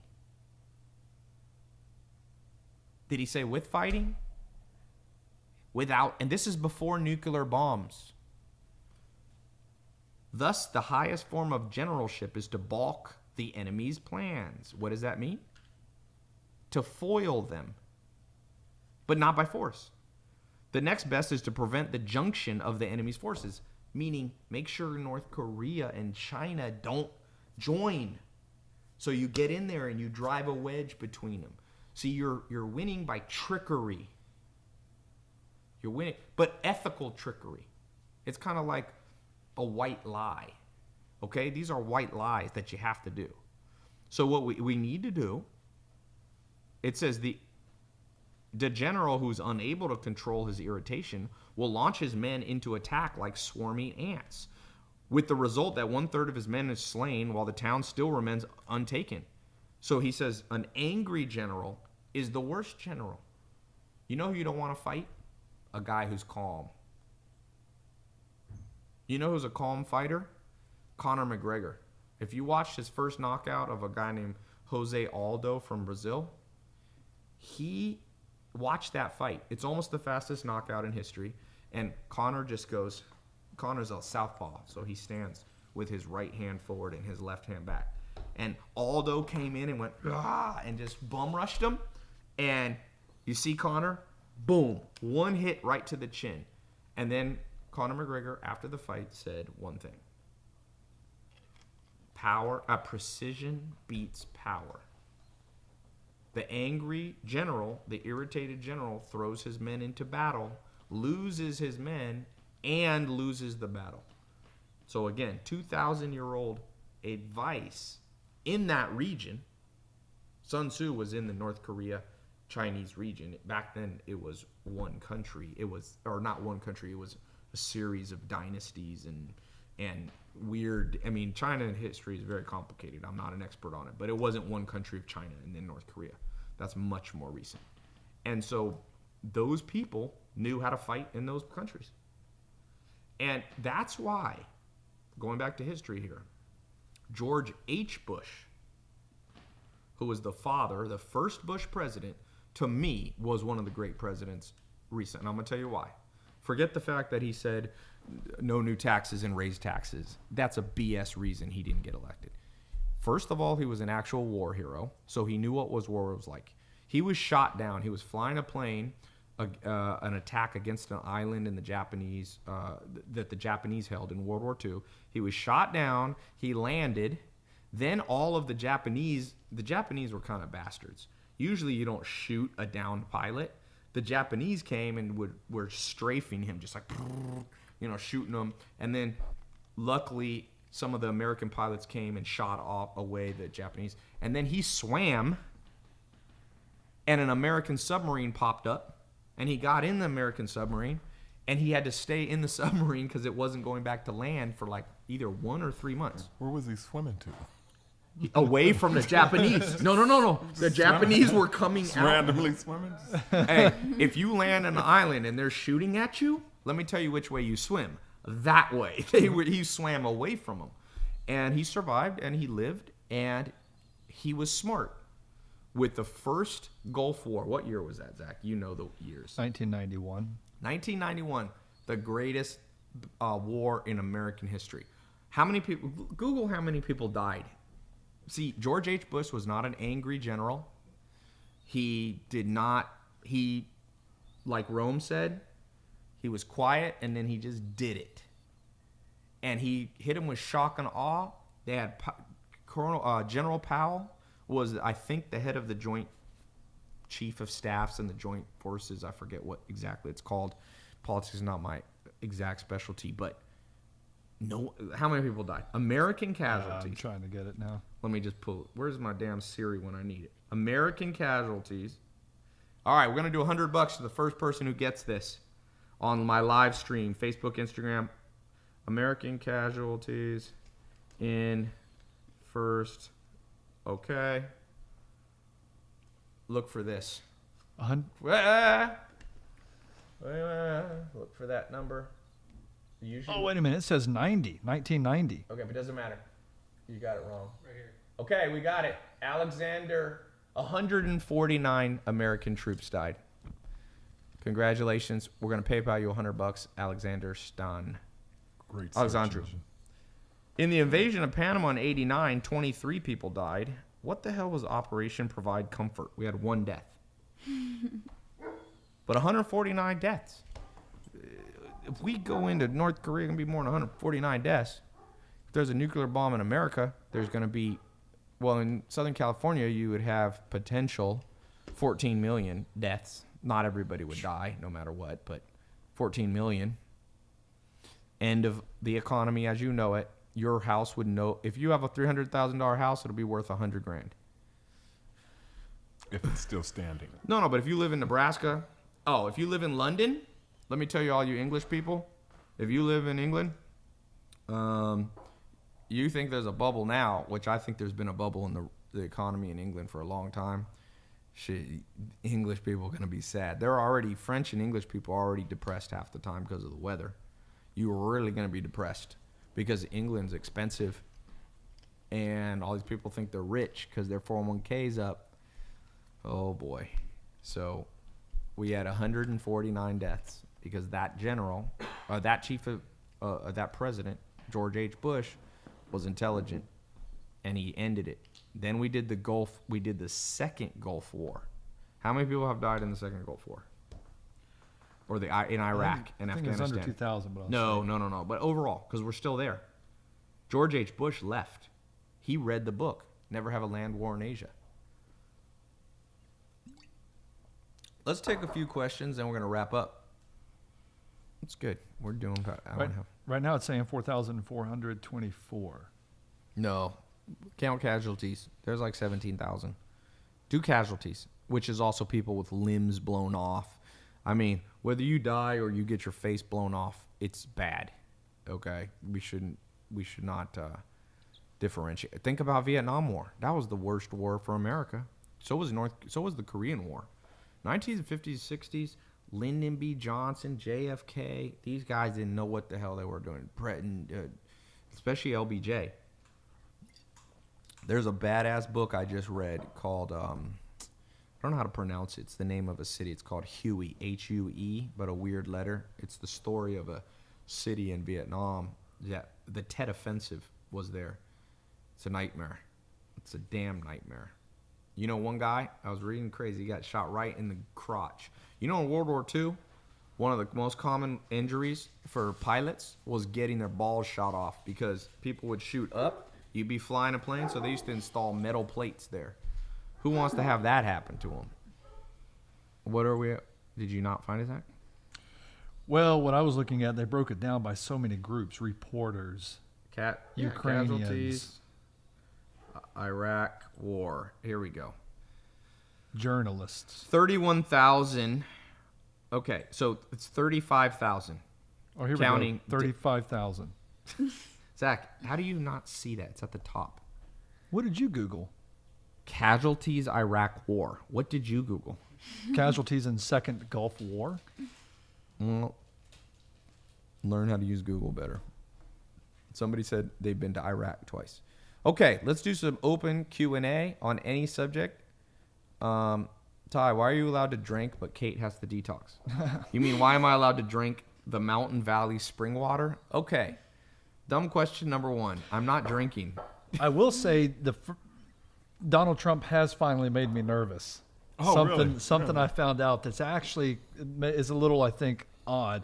I saw a report today that he gets 2 reports a day. I saw that. Of positive news Yes. about him. So I've heard that a while ago. Including just Yeah. pictures of himself looking powerful. He said. And people who work for him have to like go around the table and say good things about him. that And he has does, a news station that just reports everything that good. makes me nervous. Yeah, but I want to tell you something. If you Not nervous, but that's Positive that's reinforcement. a little. If you guys think there's a good weird. politician out there, who's better? These guys are all duh. Hillary Clinton, you think would have been better than Trump? Yep, I do. Oh, I don't know. do. She might have been better in this situation, but oh man, I don't know. She's all about reset buttons. That's not exactly the strongest diplomatic move. yeah. To take a target. reset How come Donald Trump will meet with Putin and he won't meet with Kim Jong Un? Because he has business affairs in Russia. Yeah, but I'm saying Putin's a dictator. But he has Please. business and he's making money. How That's long why. has Putin been the damn president? off and on. No, but when did Putin come to power? Anytime you're in power in a country for more than a decade, that's called a dictator. You think that's a free election there? Come on. Russia hasn't had normal politics in 500 years, man. Russia politics, my God. If you're Russian, I don't know what's going on with your guy. You think American politics are bad. You got Ivan, the terrible Bolshevik Revolution, Trotsky, Lenin, Stalin, Khrushchev. Zach, how long is it going to take you to find this Man, answer? no. Well, they just got it. They've got Secretary of the Security Council, leader of United All right. Russia, chairman. When did Putin come to power? He's the 34th and 38th Prime Minister of Russia.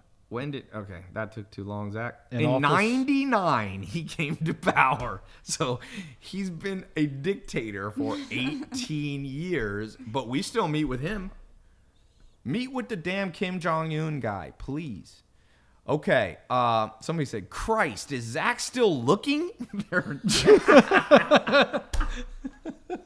All right, question and answers. Let's go. Let's take one question.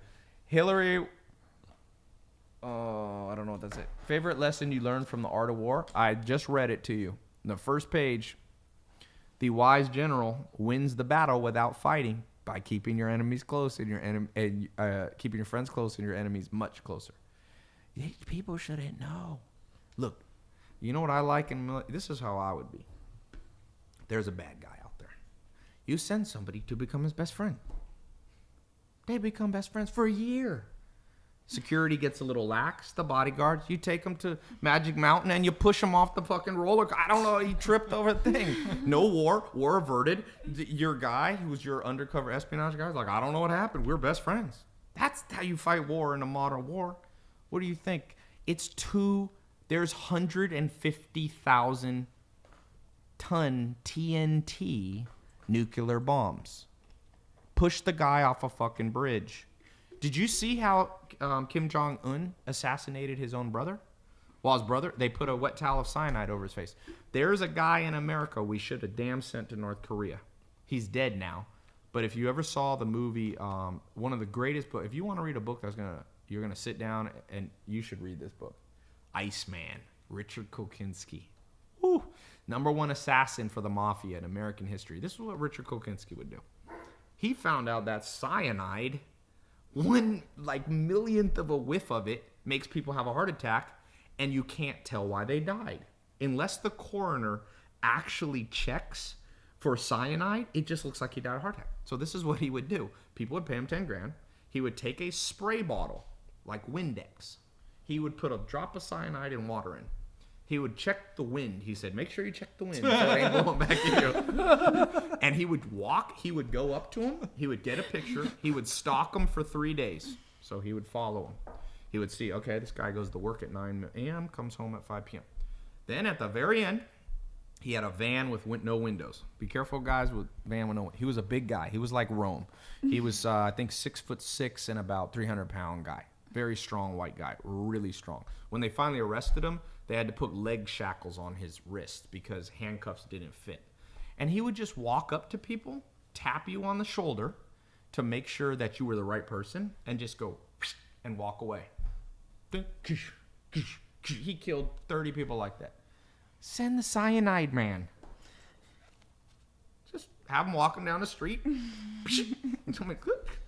You put a bounty on his head. What if you put $1 billion bounty on his head and you drop pamphlets in North Korea? Anybody who kills this man, we will wire you $100 million. You turn your whole country against you. That's stealth. That's. I don't know if dropping pamphlets is very That's what they stealth. used to do. I think they'll get that information. No, they will get that. No, but they will get that. But the point is, what if they're not dropped by an American plane? I'm looking for my dog very stealthily. No, but what I've if they're- hung up pamphlets around. No. Zach is missing the point. I'm just kidding. What if it's dropped by a plane with Chinese markings on it? And now America goes, the damn Chinese trying to kill the North Koreans. What if it's dropped with a Pakistani one? We don't like Pakistan. So you'd rather start a war with? You won't start a war because how can they prove America did it? No, I'm just saying they might start a war with Pakistan. Let Pakistan and North Korea blow. They ain't gonna attack each other. Kim Jong-un is not gonna attack Pakistan. I mean, I always said send the Chechens. There's 2 people you should be worried about in this life. Never date a girl who is from Albania or Chechnya, because those dudes who are her brothers are killers. There's some countries that are killers. So I'm like, why not pay the damn Chechens? Be like, get this guy off. We'll give you $1 billion. You got to remember, dictators of countries like Chechnya, like these countries, they like money. They're bastards. You think, what did Saddam Hussein do? He had gold statues of himself. He had beautiful women all the time. Give the guys what they want. Let them be Hugh Hefner in his own world. So I'm just saying, stealth, art, win the battle, but nobody knows. The guy just goes to sleep. Do you know how many times that's happened in history? That we've just silently assassinated somebody and no one ever knew what happened? That's how you do it. I think it's 342. All right, other questions. Real fans watch when there's no giveaway. Well, we got a lot of people watching with no giveaway. Sovereign countries are not allowed to assassinate. Of course, we won't do it. Money will exchange hands in dark countries. They'll move around. Hey, you fight fire with fire, boy. This is not something to joke around. This is white lie time. This is gray time. This is the This is extraordinary. You pay Israelis, you pay the Chechens, but it goes through an account of an account of an account of an account. Comes from Madagascar through Taiwan through, and it's just like, wait, I don't know. You don't know. Anybody who doesn't know that that's how the world already works is a moron. You don't think that's how. Do you know why America hasn't been attacked since 9/11? Let me tell you the actual one of the theories. I'm not an absolute expert, but I've read some fascinating stuff on this. America pays motherfuckers so much money that nobody's safe. So let's say there's an ISIS guy, or let's go before ISIS when we had like not the Al-Qaeda? Al-Qaeda. They would go to a village and find where the guy was. They would drop a person in and they would just start going everywhere. I'll give you $50 million bucks so you kill this guy. 50 million, 50. They were dropping, dudes were dropping like flies. It cost America, you know how much money America's GDP is? America's an $18 trillion GDP. Our taxes are our tax intake is about $4.6 trillion. We don't even notice 100 million bucks. All we notice is there has not been an attack on American soil since 9/11. It's been 17 years in a month since America was attacked. Why? Money. Money.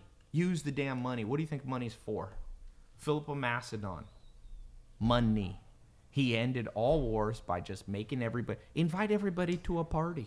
Who knows? Kim Jong-il. If Kim Jong-un likes... Have a little get-together, Kim Jong. If he likes Dennis Rodman, he probably likes... People love movie stars. Send freaking 4 other movie stars there. Say, you want to be here? And for those of you that think this is too crazy, you never start... Who knows the story of the hostage negotiations that took place in the Middle East in the 70s? Do you know this? You mean Argo? The airplane? Yeah. Multiple times, celebrities have been sent in, or stars. Bill Clinton's done it. Carter, former presidents have been gone in. Who's the other celebrity? Can you Google George Clooney. Not George Clooney. That was an actual movie. That Muhammad Ali was sent. Thank you. Burt Reynolds. They sent Muhammad Ali. Send Muhammad Ali. Muhammad Ali went to Iraq. Morgan Freeman. So Beatrice said you're a very intelligent guy. Well, I'm not sure about that, but I appreciate it. Okay, question. 1969 moon landing, real or fake? We've been to the moon. That's what I'll say. And the world's not flat. What was the best war to learn from and why? World War I. Most important war of our time. The only war that really affects you in terms of the initial domino, World War I. It caused World War II, which caused the Cold War, which caused North Korea, which caused Vietnam War, which caused Afghanistan, all the trouble in Afghanistan, which caused the first Gulf Wars, which caused the fall of the Berlin Wall, 1989. All this is all from World War I. So be careful. You push the first domino down, boy. And this is about to be another domino. Don't push dominoes that you can't stop. Ty, do you think your friend across the table looks like Dr. Dre? Do you ever get that wrong? No, it's cameras. Stupid. He's a lot bigger than Dr. Dre. Since you're a history buff, what should we invest in now? Well, here's the thing about Dynamite. Why does it sound like someone's peeing in here? There's some water. I think it's Mel over there. Mel. God, these mics pick up everything. What should you invest in? You know, ultimately, here's the thing about history. You're not going to find the exact investment. Like, there's no time in history where you invest in Apple but you look for trends of how the economy is going to go. So, for example, I will tell you that in my opinion, and I could be wrong, there will be a recession, assuming there's no nuclear war, in the next 18 months of some kind. I don't know if it'll be as bad as 2008. I doubt it'll be as bad as 1929, the Big Depression. There'll be something. And why do I know that? Because if you study the economy for the last 100 years, about every 8 to 12 years, there is a recession. It's normal. It's called a period of contraction. The definition of a recession is 2 quarters of negative GDP growth, right? So there's and why do you want a contraction? Well, let me ask you this. Is it always good to gain weight, or is it good sometimes to lose some weight? Now, I know that's not a perfect analogy, But it is an accurate analogy because sometimes when you don't get enough food, your body is forced to prune off cells, fat deposits that aren't healthy for you. And sometimes in an economy, there is unnatural growth. There's houses worth way more money, businesses that aren't valuable in 2001 that have no revenue selling for billions of dollars. And so a recession wakes everybody up. And by the way, sorry. Go ahead. No, go ahead. Well, I was just going to say another good example would be an erection, because it's good to have the growth, but you clearly don't want it more than 4 hours, because apparently that's Zach had a bad incident with That's Viagra yesterday. bad. So you need the contracting. Someone said the lighting is hella dope in that room. Okay, let's go to a few more questions. Oh, we're getting to this Joe Rogan length of time. Man, these are coming in fast on YouTube. Ty, what is your thoughts about the... Oh, man. These are... Boy, we're pretty active here on YouTube. What do I think of Bitcoin? Let's talk about Bitcoin for a second. One of the most common questions I get. Somebody's going to lose a lot of money in Bitcoin. Somebody's going to make a lot of money. If you can tell the future, you'll know which one you are. Things outside of your control that have tremendous volatility, I personally stay away from. Even though I know I'm going to look back and someone's going to become a multimillionaire from Bitcoin, but I already know how to become a multimillionaire. So I'm not chasing stuff that's too high risk. You can also buy enough lottery tickets and win the lottery, but it's not good odds. So my opinion on Bitcoin is it's a zero-sum game in some ways, meaning for every person who wins, somebody loses. It's a little dangerous. The girl is cute behind, as opposed to Zach. I'm not sure what to say. So, again, I'm not going to discourage you from Bitcoin. I'm just saying, don't invest your life savings in Bitcoin. Okay? She reminds me of Christina Pachucci. Who is that? Google that. Christina Pachucci. Ty, how do you make money at 17? I've been applying everywhere. I'm going to tell you how you make money at 17, 16, 65, 43. Be an impressive person who's learning and is a learning machine. You always impress people. I can't tell you how many powerful people I've met when I was just starting out that because I was a curious person, I caught their eye. And they said, hey, you're different than the rest of the people. Come back to my office tomorrow. We'll talk more business. Okay? When you don't stand out from the crowd, there's no sure bet for anything. When you stand out from the crowd, no matter what happens to you, you can always make it. If I lost all my money, as long as my brain is intact and my health and sanity is there, I'll be able to rise back up. Maybe I won't be able to rise up to where I am now, but I'll be okay. As long as I got my brain and freedom and things like that, because I know how to learn quickly, I'll be ahead of the game. So be a learning machine. This will make you wealthy over time. Okay? It won't make you the richest person in the world. Might not make you a millionaire. But wealthy is meaning you have enough money to do the things you really want to do. And you're not always in scarcity mode. Would I run for president? Dude, that is something I know a lot of people say they wouldn't run for president. I really mean it. I don't see the upside. Maybe when I was like 90 years old or something. I just see it as a horrible job where you just imagine this.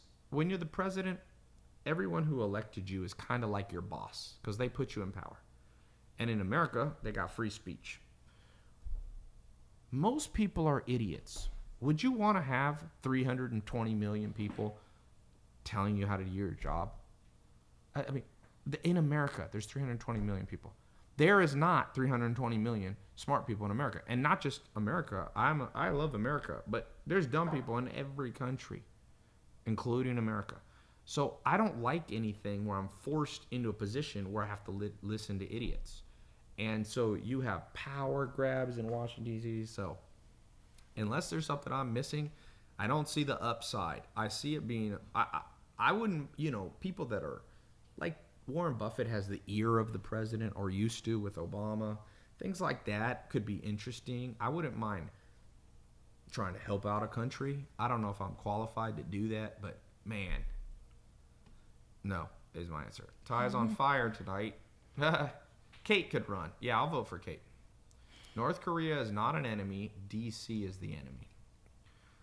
Let me give you some advice from probably the smartest, wisest man alive on the planet that I know of right now, Charlie Munger. Avoid extreme ideologies. Those of you who think America is extremely evil, you're an idiot. Those of you who think America is absolutely perfect, you're also an idiot. Okay? Can we have some fucking normal people on the planet that realize there's no perfection on planet Earth? I mean, God. People who love Hillary Clinton too much automatically go into moron status for me. People who love Donald Trump too much, automatically you're a moron. I have zero respect for you.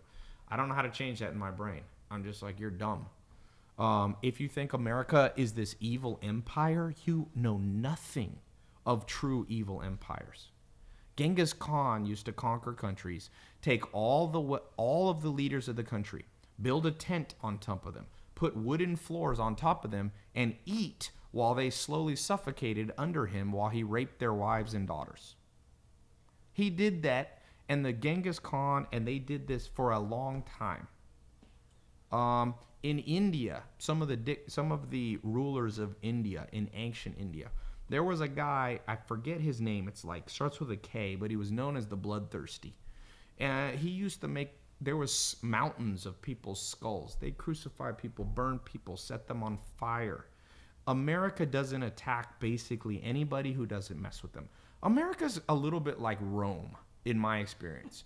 Rome is just one of those dudes. Thank you. Okay? Rome is not that aggressive, but if you pushed him or something, in fact, we were at a party that cracked me up. I went to a party. I don't know I told you people are stupid, right? So we go to this party in Hollywood. This was last year. Remember? I don't know if you remember this, Rome. We had to park on this damn hill. It was way up in the Hollywood Hills. Jake Paul, I think, was there. It was like an Instagram influencer party. And I usually, they invited me, so I stopped by. So we drive up the hill, then we have to walk up the hill. We get to the place. So the dude, there was like a VIP band. This is a house party, okay? It's not big. He puts a band on, and then Rome just walks in behind me. It was a small bouncer, not a big guy, probably about Zach's size. What are you, Zach? 6'1"? Yeah. Zach's 6'1", 200 pounds. The dude grabs Rome, get your hands off me, just threw his arm. This dude, I see out of the corner of my eye, I'm like, oh no, Rome killed a man. But I was thinking, what possessed the guy to just take his job that seriously, making $75 probably at a party, to grab a 315-pound guy? I just don't understand. I'm thinking he put cocaine in his eye. Yeah, he put cocaine. No, That's the only reason I could power got to his head. So America is like that. So this guy who says that Washington D.C. is it can get a lot worse. Let me just tell you this: if Putin ever is in power, then you're gonna want to move. You're gonna be like wishing for the days that Donald Trump is not worse than Putin. I know some people say that he is not. Putin. If you're gay under Putin, I mean, come on, man. I've been to Russia. No offense to any Russians. It's one of the least favorite countries I've ever been to. I love the history. I know some fascinating Russian people. I love chess. I love Russian literature. You guys have produced some of the greatest literature of all time, Dostoevsky and all. I mean, just great stuff. You guys have been through a lot. The average Russian is a great person, but your leadership has put your country, literally has been a nightmare since as far as I go back studying history, past the 20s, they had Ivan the Terrible. These guys' names don't even. He's Ivan the Terrible. It's not Donald Trump the Terrible. Well, these are a rough time. Donald Trump is not as bad as Putin, man. Come on, Putin. So even if he is, if you think Donald Trump's as bad as Putin, he's not unchecked. Donald Putin has been the legally elected guy since 1999. Oh yeah, that sounds like real free elections. Now, if Donald Trump is in power in 2039, then I'll be like, something's messed up with Donald Trump. All right, let's just go to the next one. What do you think about having no president? You can't do it. Constitution. Have I interviewed Robert Greene? No, but he got some good books. Who's the chick though? That's Kate. Okay. Or Zach. Where is a good place to buy the book Art of War? It's absolutely free on iBooks and Android. So, or you can get it on Amazon for under $5. You can get versions that have the translations. Poor Charlie's Almanac, another great book. Man, YouTube is hot today, boy. Trump is just too honest. Politicians are complicated. You know what Mark Twain said about people? He said, humans are like the moon. All of us. We have our dark side and our light side. I promise you this. If any of our lives were fully projected on a screen for the whole world to watch, we'd have some very embarrassing moments where our dark side showed, and we don't want people to know about them. So I bet you if you go deep into Donald Trump, he got some dark side, and I bet you there's a part of Donald Trump that's done a lot of good for people. And it's the same with Hillary Clinton, probably the same with Putin, even though less so. I think some countries are very Machiavellian. They have, my theory is certain countries that have too much trauma have actual deep-seated psychological problems very prevalent in society. So I think that Eastern Europe and Russia and communist countries, they had tremendous trauma. And psychologists and scientists know tremendous trauma alters the brain, changes your prefrontal cortex, it changes your empathy levels. So you have countries that are more psychotic than others, absolutely. And you have countries like Sweden and stuff like that. Switzerland has never been to a war. They just, they're not hostile people. So I think that countries do take on, I'm not prejudiced by race and color and things like that, but how you're raised affects your behavior. And anybody who argues that is also an idiot. So I think that there's countries where people are raised. It's kind of like, for example, I'm a businessman. If I ever have to do a negotiation with anybody who's from the Middle East, another businessman, American citizen, but he's born in the Middle East, I know that I'm in for a nightmare because I was born in America where we don't negotiate that much. Now, I'm not prejudiced against Middle Eastern people. One of my business partners was born in Iran, and he's one of the smartest guys I know, trustworthy. But even he admits, he said his mother still negotiates at the grocery store with the cash register lady. He's like, come on, the bologna says $3, and give it to $2. And the lady's like, this is America. It's a price tag, a barcode. So there's differences in how cultures approach stuff. And for me as a businessman, I don't know Middle Eastern negotiation over everything.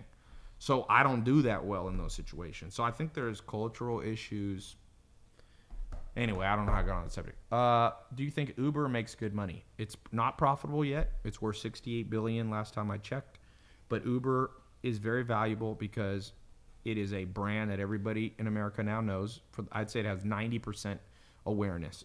9 out of 10 people in America will know Uber. 90-year-olds won't know them, and maybe somebody in the Ozarks of Missouri or somebody. But most people know. So they're very valuable. They have tremendous revenue. They raised, $7 or $12 billion, the most ever for a private company. So it's fascinating. Uber's bubble has popped. Not really. It's still worth a lot of money. Avoid extreme ideologies. Kate, I dare you to tickle Ty right now. Donald Trump likes to project male dominance, but next to Putin, he seems weak. Oh, I don't know about that. I would call Donald Trump many things. I don't think he's a weak guy. I doubt he's weak. He borrowed $1 billion and personally guaranteed it and lost $1 billion and then came back without committing suicide. He ain't weak. Donald Trump is probably a narcissist. That's the best. Yeah. I mean, I don't know him. I've learned, one thing I learned in Hollywood, everything TMZ and all this shit says about people is basically false. Because whenever I meet celebrities and get to know them as people, it's almost, they're never, I mean, their birthdays are different than their Wikipedia. I do agree with Trump in that there's a lot of fake news. I will say that. I don't call it fake news. I would just say there's a lot of misleading news. So I try to reserve judgment I try to meet somebody. You can tell more in 5 minutes of meeting somebody than you can tell in 6,000 TMZ articles about them. And you find out the truth. I can tell you in Hollywood, the people that I think are assholes, and some of them are the ones that everybody thinks. I can think of an athlete that I know that is one of the biggest athletes in the world that has this nice guy projection, and he is an asshole. LeBron James. No, I don't know LeBron James. Okay. I'm not going to say it's not the guys you see on my social media. By the Tom way. Brady. I don't know Tom Brady. Oh. Is it Chris Paul, become a friend of mine. These guys are all awesome. It's not somebody you've seen on my Snapchat. But and I know another guy that it projected to be a big asshole that I've met, been around, nicest person in the world. So, yeah, the media I'm going to tell you why. It's not the media that's wrong. So there's this, this is important to understand. Charlie Munger has this concept called beware of perverse incentives. He said perverse incentives will change a good person to a bad person. So, for example, if you are an honest person at your job and you get paid by the hour, $10 an hour, $20 an hour, $50 an hour, versus if you get paid for commissions, who do you think works harder on making money? Commission salespeople or people who make a salary? Well, they did a study on, I forget what it was. There was a car company that, if you have a little break in your glass window, they would come and like fix the glass window. And they stopped paying salary to the people who would go fix the glass, and they paid them $100 per windshield that they did. And the average person did like double the windshields per day. So whenever you pay the media by eyeballs, because they get paid by eyeballs, is advertising. Whenever you do that, you've created a perverse incentive for them to make up stuff to get more eyeballs. They're people too. Every news reporter and every person who owns a news station is just like you. They want to make money. Why not fudge a little bit upon this headline? I knew the media was full of crap when they said about Donald Trump. This is what pissed me off. This is when I started to get on Donald Trump's side. This was in the beginning of when he won. They said mass exodus from the State Department when Donald Trump became president. And in the opening blurb was like, there's never been more people leaving the State Department since for 50 years. They've lost all confidence. They're just resigning. Then, you know what the truth was? 4 people were fired by Donald Trump. So first of all, they didn't quit. 4 is not a mass exodus in a department that has 100,000 employees. So the media, what do you think is going to make them more money? An article that says 4 people are fired by Donald Trump out of 100,000, 996,000 remain, or 99,996 remain, versus mass exodus. So the media is not very moral, people. They're just like everybody else. Do you think the news is more fake or more real? And in terms of Donald Trump, I would agree that the media does sensationalize things and so on and so forth, but a lot of his ridicule comes from stuff that he says and stuff that he does, and so it's not fake. It's stuff that he says on Twitter, on his own Twitter account, that's not hacked or anything. It's just him saying different idiotic things, and that's not fake news. That's real news. I've never heard the term fake news until he became president. And I'm not saying it doesn't exist. Well, that's why I just said I don't like fake news. I like misleading news because I don't think the news is all fake. And so I totally agree with you, but I'll say this. As I said about if you hate Donald Trump and you're a reporter, didn't The Art of War say wage war without them knowing? Why don't the reporters become very close with Trump, get him to spill the beans to them, record the shit, and get him impeached? Because they're not smart, they're emotional. And what did he say? The irritated general loses and loses his army. Be smart. There's a saying that Alan Nation told me. When you play poker and you're sitting at the table, and after 30 minutes you haven't figured out who the sucker at the table is, you're the sucker. So don't be the sucker. Let me tell you who's the sucker. Media. Donald Trump embarrassed the media. The day of the election, I woke up, I looked at, I think, the Washington Post or something online. 93% confidence Hillary would win. 93. They were off. I could understand like 59, 41. 93%. So he won. And he exposed that the media is just like everybody else. The one thing I don't particularly love about reporters is oftentimes reporters act like they're some great bastions of truth. Why don't you just be honest? You're a businessman just like me. I'm a businessman. You know? Some people don't like my tactics. Oh, Ty, you show a Lamborghini in your videos. Are you promising everybody else will be a Lamborghini? No. I don't say watch my videos, you'll become a Lamborghini, but I mean, you'll become a Lamborghini. You'll become a Lamborghini owner. No, but there is a certain implied message in my marketing, which is here's what worked for me. So some people will be like, oh, that's slick marketing. Well, there's nothing wrong with being slick. Even Jesus Christ said, be as gentle as serpents, but gentle as doves and as sly as serpents. And is it marketing or is it just real talk? With Trump? Oh, no, me? with you. I'm saying it's like, yeah, I try, but people break me down too. I'm obviously not at the level of a Donald Trump analysis, but people try to break me. Every day I get a Google report of people writing articles on me. Oh, it's a scam. Hey, man, they don't realize they're the sucker in the room because they're my free PR. Never be your enemy's free PR. I am fairly confident that the media got Donald Trump elected. People were so pissed at the media that they're like, fuck it, anybody but the entrenched Democratic Party and the entrenched media, and they put Trump in because they didn't like the alternative. So what the media should have done is been nicer to Trump, be more accurate, and really pin it down. The irritate, I just read you in The Art of War, the irritated general loses. The media is full of irritated people. Be objective. They should say way more of the things that Trump's doing well. Because look, you're smart. You're watching this. I'm assuming you're intelligent. Okay? You wouldn't be watching this. You'd be watching, something, playing video games if you were. Okay? Don't you respect somebody more who says, you know what? Here's what I think Donald Trump's doing right. And you list off things that are factual. And then you say, but I got real problems with these other things.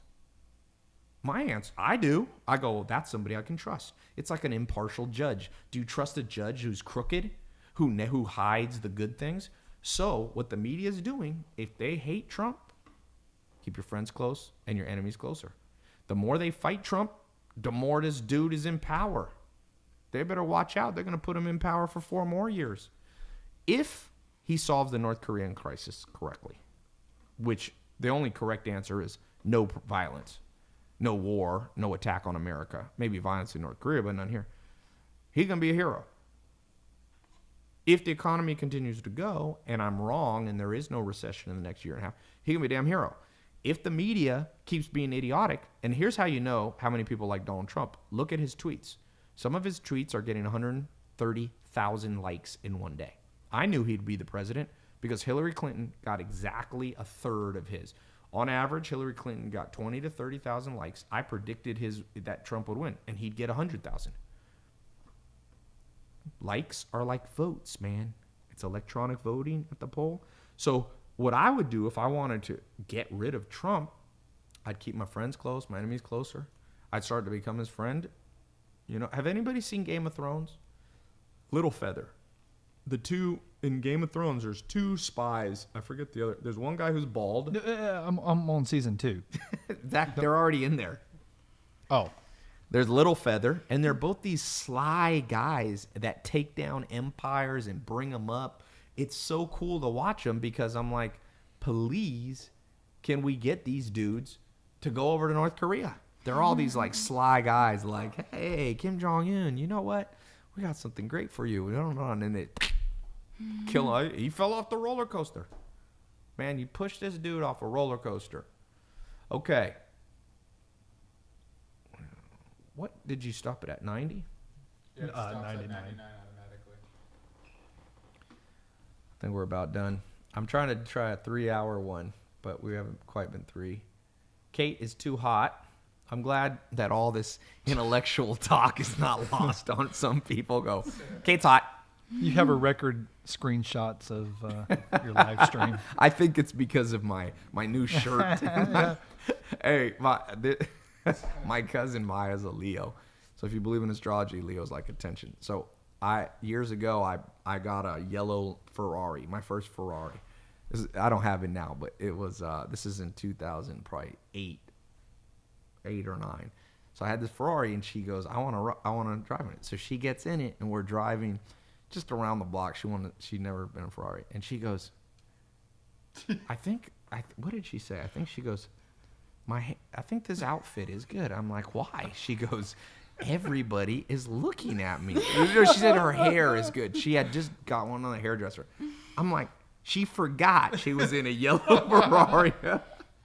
Only a Leo, Zach. Zach's a Leo, too.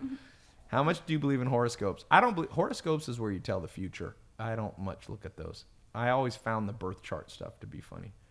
Somebody said North Korea needs to. No, that faded away. Love Leos. Somebody put. What do I think about leverage? So leverage in finance and business is borrowing money. Only borrow money on tested ideas, or real estate, or to invest in your brain.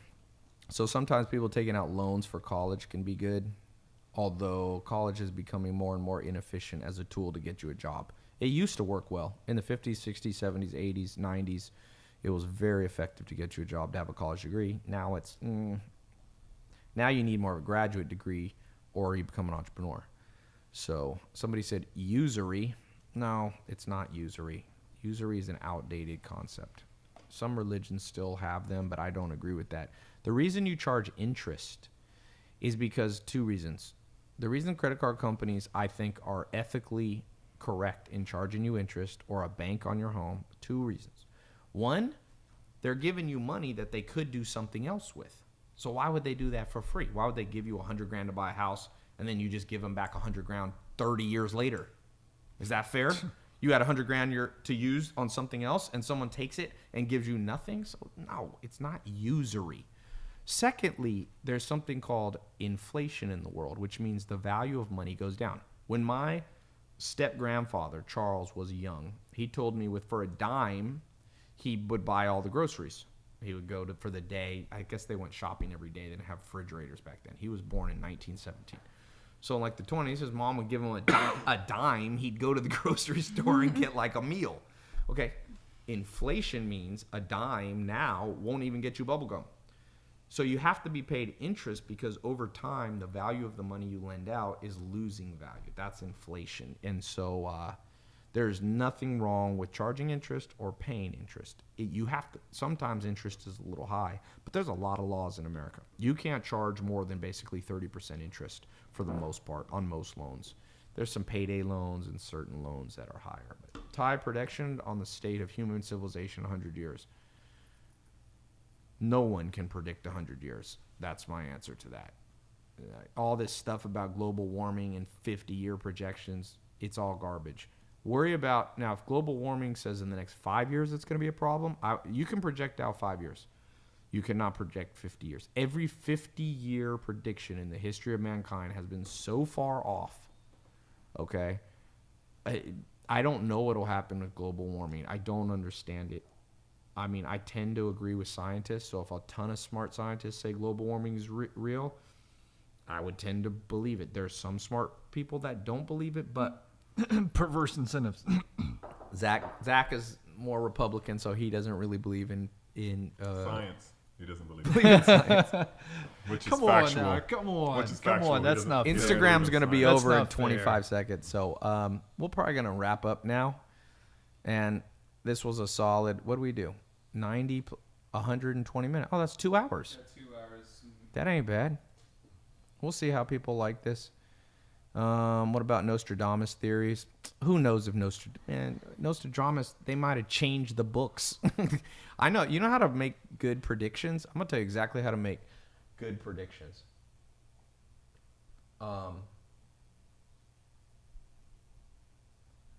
The way that you can look like a Nostradamus is you tell somebody you predicted something, but you just write it after it happened. There's so much fake shit on that.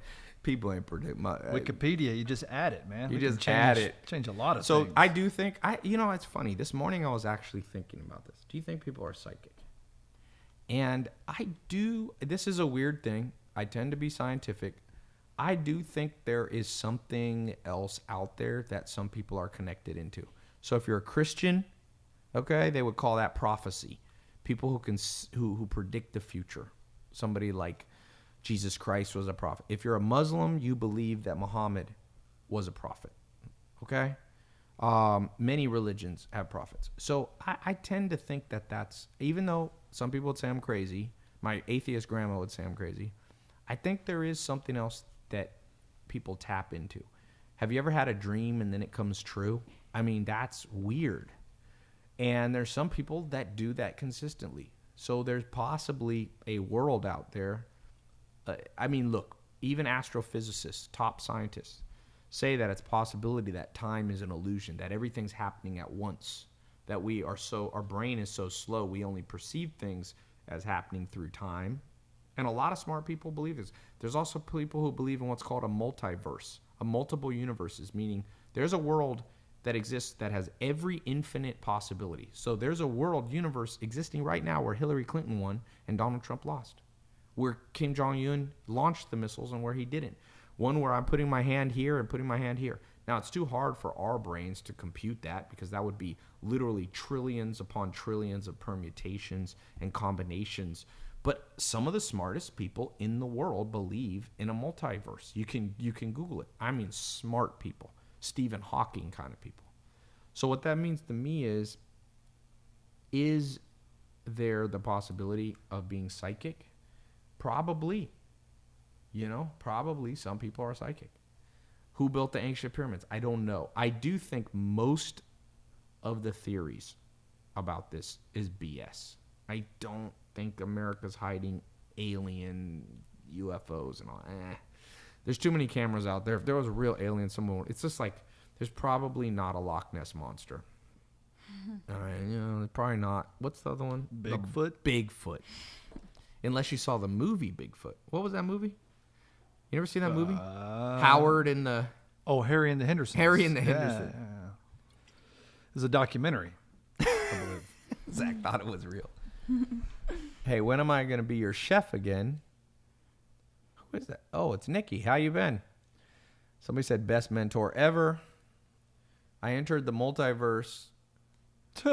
Somebody said maybe the monsters are in parallel universes that interact. It's possible. But here's the thing. Does it really matter if there's aliens, people? Let's focus on the thing that's real. The real is your life good? Someone said, so you're telling me Howard the Duck wasn't real? That is what I'm telling you, Tom Jones. China will not allow America to war in Korea. Wait a minute, Tom Jones? Somebody said aliens. James said, how do you get girls? Is he watching the live? How do I get girls? Somebody said, Ty, I've been watching your content now for 3 hours straight.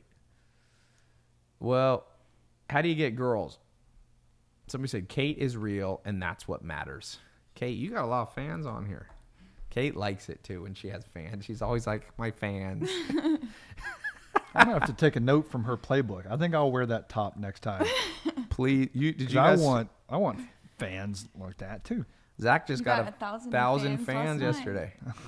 Hey, tell your friend he's cute. Oh, she's cute. Sorry. Do I think time travel will happen in our life because time travel is ethically possible? You don't mean ethically. It's the wrong word.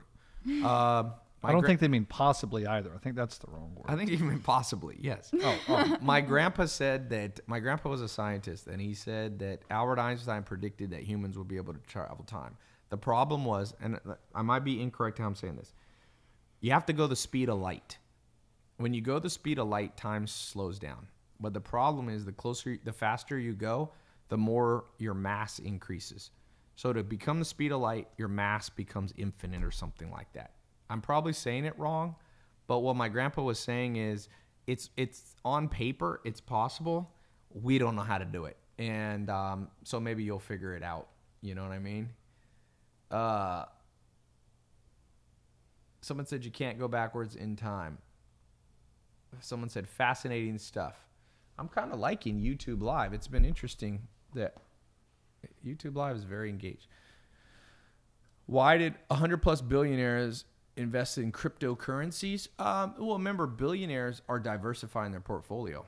if you're a billionaire, it's very wise for you to invest in many things. You should invest. Almost all billionaires are invested in real estate. Almost all, and before cryptocurrencies, almost all billionaires are invested in global commodities, aluminum, tin. They're probably invested for the most part in insurance companies.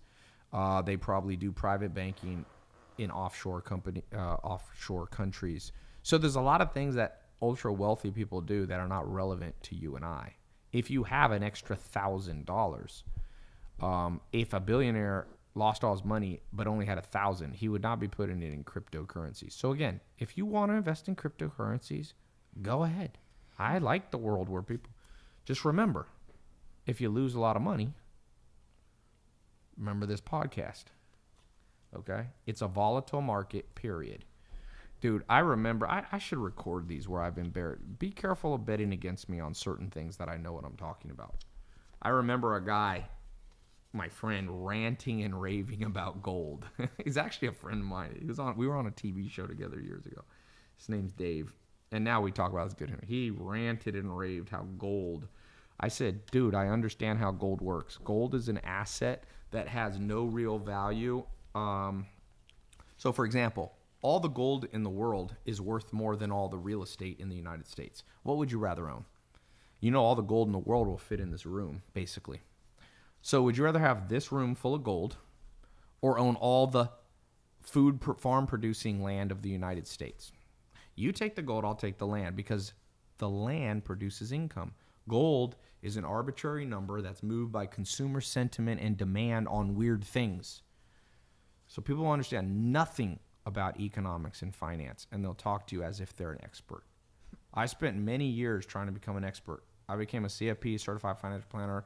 I spent a decade managing people's money. I'm not the smartest person in the world, but I probably know more than you. Be honest. Okay? So I'm not trying to be an asshole, but I'm like, I'll put it to you this way. I've met very few people, but I have met some that know more than me. Steve Ballmer, I met recently. I had dinner with him. He's worth now $32 billion. When I met him, he's worth $28 billion. Or when we had lunch, and in the last 1 month, 2 months, he's made $4 billion. He knows. He's smart. So let's see. Somebody said, liar, 3 years selling insurance. That was part of what I did. I like when people correct my life as if they know because they read an article by some dumbass person who also know. This is a world of the blind leading the blind, boy. And then they read an article by the blind and they go, I see. Just because you read an article by the blind don't mean you see. It just means you know how to follow another blind person. Well, Google said. Romish says this isn't live. Romish, are you dumb? Who's Romish? I don't know. This guy. This is an example of dumb people. It says Instagram Live, and I'm on the top live. So if you're on the Instagram top live, you are live. Do you think I hacked into Instagram servers and uploaded a recording of me? Of you talking to him. You are part of the problem. A recording. He's saying. Somebody said, Ty, you have a fake Supreme hoodie. There was this thing. I wore this Supreme hoodie. This is my favorite theory. And somebody had this theory. So it has strings that come down. And you know how like sometimes the strings are a little off? So one guy, there was a picture and the string was long. And he's like, ha, Supreme always has shorter ones. I'm like, you are so... It cracked me up. Yes, you're right. I always buy fake everything. You know, one of my favorite conspiracy theories about Supreme. My favorite. And let's say I do wear Supreme. That's fake. What the fuck does that matter? Only fucking poor people really care that fucking much about shit like that. You think when I meet Mark Cuban, he goes, is that a real fucking thing? No, people got fucking money, assume you got buddy, and they don't give a shit. It's all broke people. Wait, are those Yeezys? The stitching? Nah. I know you probably got $1,000 in your bank account. That's you. Send me your bank account before you could criticize Supreme shit. What were you gonna say? Oh, my favorite conspiracy theory about you that I came across on YouTube was some dude. He was convinced that you were making your money by doing this hypnotic trick where you would talk into the camera, and you would do this to your glasses every so often. But what made me laugh so much about it is that back in high school, remember, that's how we used to impersonate you. Oh, you did? If we were saying, so if we're impersonating Ty, because we all, our group, we make fun of each other, just whatever. But our thing for Ty was always, doing that. I don't remember that. Yeah, we'd be like, if we were talking as Ty, we'd kind of push the glasses up. So here, fast forward, this dude has figured out that you were hypnotizing everybody by doing it. And he was so proud of that. He was talking on the video, and he's like, it's subliminal, and it lures you in. Oh, Just I do the love. little Now I'm glasses at push. the point where I'm like, I want to do this. Like, there was a theory I'm in the Illuminati, so me and Zach are gonna start recording videos where we pretend we think the camera's off, but in the background we're doing a fucking seance around the Sacrificing. Some people still think the Rothschilds run the world. Please, can you grow up from your theories? You think the Rothschilds and the Illuminati? The mafia died. There ain't no mafia. Italian mafia is very weak now. It used to be powerful. My dad was from Spanish Harlem. The mafia was real. It ain't that powerful now. You've been watching too many Godfather movies. What year was Godfather? 72. Yeah, 72. They weren't even at the height. The Cosa Nostra was at their peak of power between like the 30s and the 60s. They got cracked down on, boy. You cracked down hard enough. Al Capone was, 20s, 30s, 40s, 50s. Please. You know what the real mafia is now? Now it's corporations. Corporations is the modern mafia. People got it all wrong. It's fucking global, multinational country. Exxon is a powerful company. These are companies that probably put people to sleep every once in a while. You should hire Exxon. People think that. I don't believe in conspiracy theories, but I promise you, for example, there's many people buried outside of off the Vegas Strip out in the desert. If you dig enough, you're going to find people. And people get killed like that. But it's not by the Rothschilds. For those of you who have read some dumb book that the Illuminati and the Rothschild, and now people are going to be like, but Ty's trying to defend them, because I wish I was a Rothschild. If you got a connection to the Rothschilds, hook me up, man. I'm good. Hillary is mobster. Oh, that's Danny Hester. What's up, Danny? Danny Hester, Mr. Universe, is watching this. Ty, you should go on Shark Tank. You mean to pitch a business idea or to be a judge? I got my own Shark Tank show that I'm working on. It's called The Investor. Ty, is charisma what makes you get girls? No, I'll tell you the answer. What? I'll tell you exactly how Ty gets girls. He's got this little trick where he pushes his glasses up when he talks to them, and he just lures or lulls them into a hypnotic state. Yeah, there's many theories on Kate. Why Kate is here. Kate's only here for paying because I'm paying her. I should pay you for this podcast. You've sat here through this. You know what? Anytime people can't figure out what you're doing and they're jealous, they will come up with theories. By the way, psychologists call this delusion, mass hysteria, and a lot of people are delusional. Ty is Illuminati. That's how he gets girls. Hey, I'm gonna start telling girls that. Will that get me more women? Should I do that? Is that why you're with me? She's with me because I told her I'm the Illuminati. But if you go out with the girls out in L.A., you'll be like, I'm in the Illuminati, and they'll go, oh, that's really cool. That's a good movie. Yeah. I think it's a movie. Oh, congratulations. Who's your co-star? Is there a role that I could be in? Is that your representation? Your agency? Where's Jenna? I think you mean Kenna. Wrong name. Man, these are coming through fast. The YouTube comments killing me. How do we slow these damn things down? Is there a Jewish network in Hollywood? Absolutely. Everybody knows that's not a conspiracy. Jews run Hollywood, or they used to more. Now it's more corporate, but sure. Michael Ovitz was Jewish. I mean, Jewish people are powerful. That's why I don't know. Wasserman, Spielberg. Yeah, well, everybody. I mean, there's Gentiles, but Jewish people run. Now, it's not a conspiracy. It just happens. A lot of Jewish, just like Armenian people run Glendale. You know? Black people run Harlem. Puerto Ricans run Spanish Harlem. I mean, that's how the game goes. Jews run Brooklyn.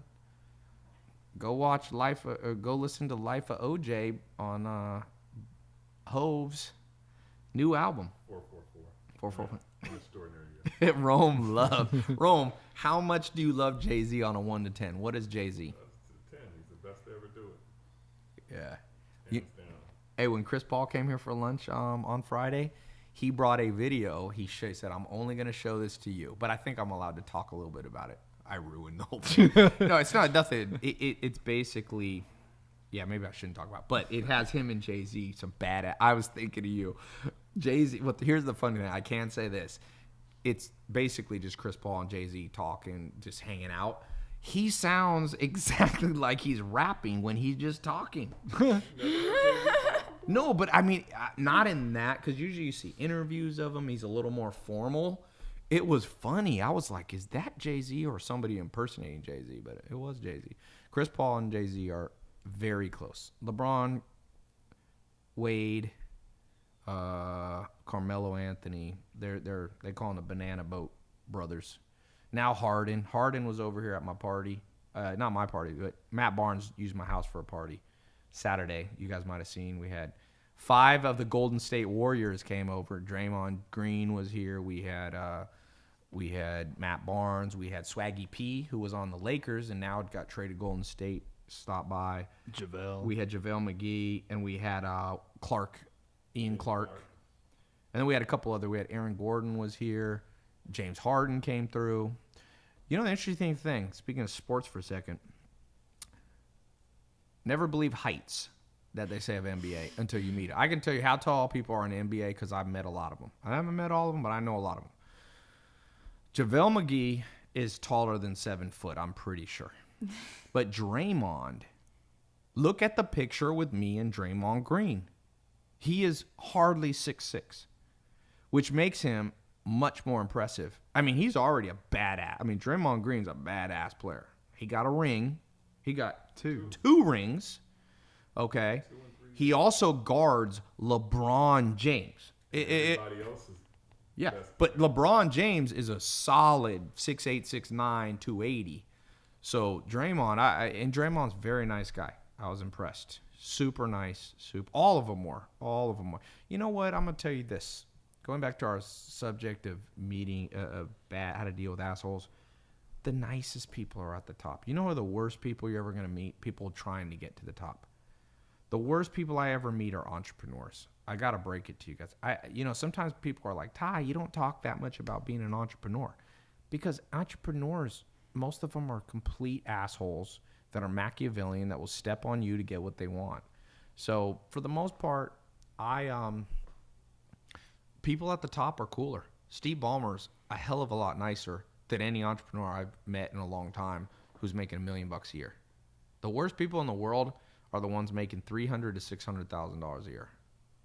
I'm serious. God help you if you don't do a business partnership with somebody who makes $300,000 to $600,000 a year.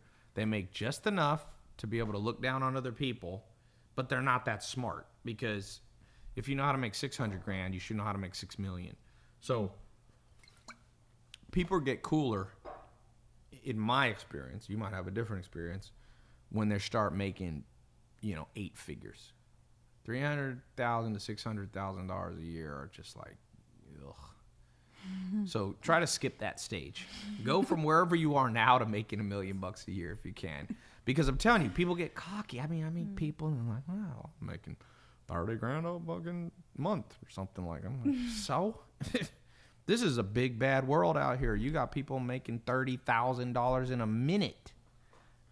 Fuck your $30,000 a month. So it's never fun to be around people who don't have a good grasp of where they fall in the real echelon of humanity. And there is a status hierarchy of people. And if you think there isn't and you don't respect people, you're going to get embarrassed one day. You go on the court and it's LeBron James on there, have some fucking respect. There's levels to this. You meet Jay-Z, don't treat him like he's some new rap kid to the game. You go, this guy's got the status in the room. There's nothing wrong with that. Doesn't mean you're their bitch. Doesn't mean they can abuse you. If I was in a room with with a person like Jay-Z or LeBron, they started turning into asshole. You can tell them to shut up just like anybody else. But you give them that initial respect. But when you get these guys or girls making 300 to 600 grand, they're probably making more than any one of their friends and any one of their family. And they're just annoying human beings. So, yeah. Kate, you look so beautiful today. Ty, have you read the book Higher Status? Someone's putting in how to raise your IQ. I'll tell you how to raise your IQ. 3 steps to raising your IQ. Number 1, hang around smarter people. Okay? As the old cliche goes, try to be the dumb person in the room. Try to be the dumb person in the room. Step number 2, read like your life depends on it. Read. And step number 3, read and learn a variety of subjects. Those 3 things. So don't just read books about if you like, Bitcoin. People read 500 books on Bitcoin. Well, that's not giving you an expanded IQ, So what's your definition of smart? Smart is complexity and speed of problem solving. That's what smart means in English. Some people say, oh, do you mean emotional IQ? No, well, that's different. That's emotional IQ. Raw IQ is ability to compute. It's like chess. If you can see multiple moves ahead, faster than the other person, more complete than the other person, you're probably smarter. And hey, get used to it. I meet people that are smarter than me, people that are dumb. The sooner you come to grips with the fact that you're going to meet people who can out-compute your brain, then you can try to compete on other things. You can compete on charm. You can compete on social skills. You can compete on your ability to connect with people. Oftentimes, people that are too intelligent have horrible personal skills. They have Asperger's. They have autism in terms of their social skills. Remember this guy who came up to us at the movie theater yesterday? Guy came. He might be watching, so let me not say this.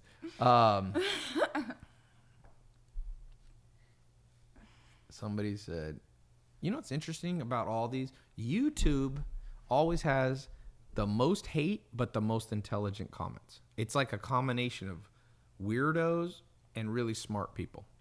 I don't understand you, YouTube. Sounds just Ty, like my bedroom. intelligence is not the only key to success. Yes. The 5 keys to success, I can tell you, if you ask a scientist like Dr. David Buss, they're defined under a 25-facet scale of Hexaco. And it's the 5 scales, 20% each, are perfectionism, organization, diligence, prudence, and industriousness. Those are the 5 factors of success. All right? And that's actual science, not somebody's opinion.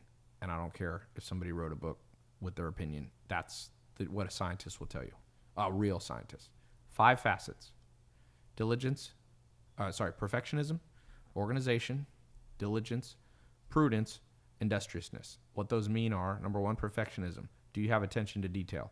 If you're a scattered brain idiot, you will make mistakes and you'll lose all your money. Number 2, organization. You have to be able to sit down and organize your day. People that have a daily routine, there's no plan to it, they just go with whatever crisis there is, you're always in reaction mode. And then thirdly, you have diligence. That means when things get hard, do you always give up? A lot of entrepreneurs, right when things get hard, they want to switch companies and launch a new business. No, stick the damn thing out. The 4th thing is prudence. If you're a Christian or Muslim or Jew, prudence could also be known as wisdom. You got to know how to make good decisions. Some people are just too dumb. You give them 2 paths, 2 doors. One has a freaking, dragon behind it. One has $1 million. They're always going to pick the wrong door. I don't know why. You probably got a friend like that. They always date an idiot. If there's 2 girls that like them, they pick the slutty one. And then they get cheated on and I don't understand. I'm like, we all knew this chick was a slut. We all know that there's a girl out there. 2 guys. One's a nice guy that'd be a great person from the date. One is a freaking piece of trash. And the girl's like, I just don't have chemistry with the good guy. No, okay, you're a fucking moron. And we can predict your life outcome. That's called no prudence. And then lastly, there's industriousness, which some people would call hustle, some people call hard work.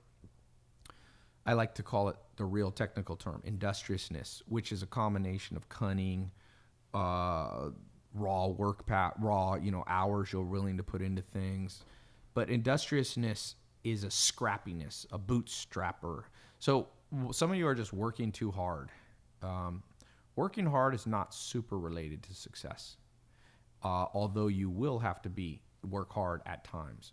You will have to work hard. But remember what the famous marketer Gary Halbert said. He says, one idea that comes to you while you're relaxing walking on the beach can make you more money than a lifetime of hard work.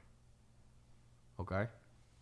Smarter is always better than harder. But you will have to, at times, put in long hours. But if you're always putting in long hours, good luck with that. Burn out your adrenals, you know? Jay Henson 99. Seriously, why are people listening to this guy? He just rants and regurgitates unoriginal thoughts. Let me tell you about this guy. Always reminds me of what Albert Einstein said. The thing about smart people is they sound crazy to stupid people. This is a guy that's not intelligent enough to understand what I'm saying. That's the truth. And for each of you, you're going to go through life, and some people are going to be like, what are you talking about? You're an idiot. But you're crazy. Your ideas are stupid. It's because they don't have the raw brain power to understand what you're saying. That's my life experience. When you meet people that are utterly confused by what you're saying, there's either two possibilities. One, you are actually dumb, which is sometimes the truth. But it's often they're just haven't caught up yet, man. People don't catch up. I say a lot of stuff, people don't catch up. People were all freaked out that I was like, the more you learn, the more you earn, the more you learn, the more you earn. People were like, what does that mean? Oh, this is a get-rich-quick scheme. By the way, that was out of a book by Warren Buffett for 6-year-olds on how to make money. That freaked out America. Hundreds of millions of people saw a video here in my garage where I go, the more you learn, you know what I like more than this Lamborghini? Knowledge. People were like, what the fuck? This is a get-rich-quick. This is a meme? Nah, it's too smart for you. Too smart for people.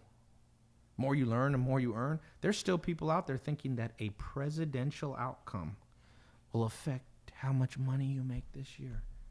Are you that person? You're fighting for... You think Donald Trump, Obama, Hillary, or Bernie Sanders are going to pay your bills? Explain that. Explain that. Somebody said, Ty, if you're rich, why do you put yourself out there? I don't know. Ask Mark Cuban. He seems to be rich. He's out there. Ty, I wanted to smoke weed for an hour, but instead I listened to you to give me this shout out. Ty, what's your favorite quote? One of them is, it's not the smartest or the strongest to survive, but the most adaptable to the environment in which they find themselves. Should I take your SMMA program? How do you feel about starting a fast casual restaurant with healthy food? Those of you trying to start businesses, there's going to be two types of people. Tell me when we get to 3 hours. It's 11 more minutes, right? No. We're at 2:30. I'm just trying to see. This is an experiment. Sorry to do this to you guys. I was supposed to go to Herman's house. I was supposed to drive home to... Herman's going to be disappointed. He's going to be really... I'm going to hear it tomorrow. Here, let me leave a... Hey, Herman, you're on my podcast. Everybody say hello. Hey, Herman. Hey. I've been going. I'm trying to go 3 hours. Sorry. I'll catch you tomorrow. Herman's a Leo. He'll like attention. He'll be like, I was on Ty's podcast. That's my WhatsApp. For those of you not using WhatsApp, not good. Hey, can you grab some snacks for everybody? Because I think people are near death. Or can you grab some, Mel? Yeah. Okay. We're going to get this 3 hour thing. I'm just going to see if people like 3 hours longer than... A burger, Mel. Rome's hungry. I'm starving. Hey, it's good to burn. We all need to burn some fat. Maybe not Kate. She's pretty lean, but I do. Zach doesn't. Zach's a lean six-pack machine. We always growing up called Zach the Pack because of his abs. Somebody said he claims anyone can be wealthy when in reality capitalism thrives on low-income workers. Here is a moron speaking on what he doesn't know. I think that's my cousin talking. No, I love people. Let's go down this route. Okay, thank you. morons are sometimes more interesting than smart people because smart people, it's like playing chess with somebody who knows how to play chess. You know what they're going to do. I'll go help her. You going to help? Yeah, I'll be fine. Okay. She wants some food. I didn't say anybody can be wealthy. You probably can't because you're a moron who's closed-minded and will actually watch something like this, and that's the best, most relevant comment you have. Okay? So not everybody can become wealthy because most people are programmed for failure. This guy is complete. Whoever wrote this on Twitter, it's a Twitter account, you're completely programmed for failure. How do I know that? Well, okay, here's what I would do. Let's say I met Hillary Clinton or Donald Trump. And I told you I'm not huge fans of either one. I think they do some good stuff and some dumb stuff, okay? I'm neutral on them. Do you think if I met Donald Trump, I would attack him? What would I get from that? So I attack Donald Trump. I walk away. What happens? You think it's going to change Donald Trump? He'll go, well, damn, I'm 75. I've seen it all wrong. Ty shed the light in my... No. I would ask him something that would be relevant to my life and be like, hey, President Trump, I'm an entrepreneur. Here's my situation. What would you do if you were me? Let him speak potential wisdom into my life. If I met Hillary Clinton, I have met Hillary Clinton. It's on my Instagram. I interviewed her a little bit about books and stuff. If I meet her, you think I'm going to bring up if she trashed an email server? What good is that going to do? You think she's going to confess it to me?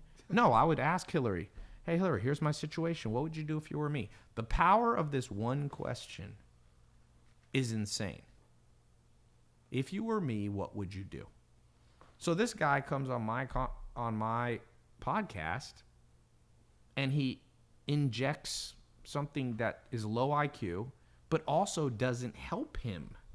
So there's two kinds of dumb people. There's smart dumb people, and what they do is they take advantage of you, but they get a benefit. So at least there's a win-lose. You lose, they win.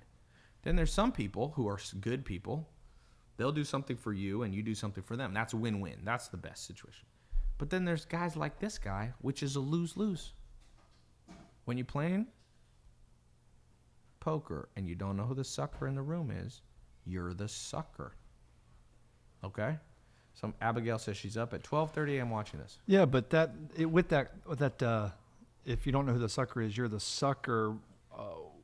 What if? Oh man, Zach I forgot his completely joke. forgot my question. No, I had a legit question Oh. about, and I can't remember it. Oh, it'll come back to me about. How do you learn how to identify the sucker? What if?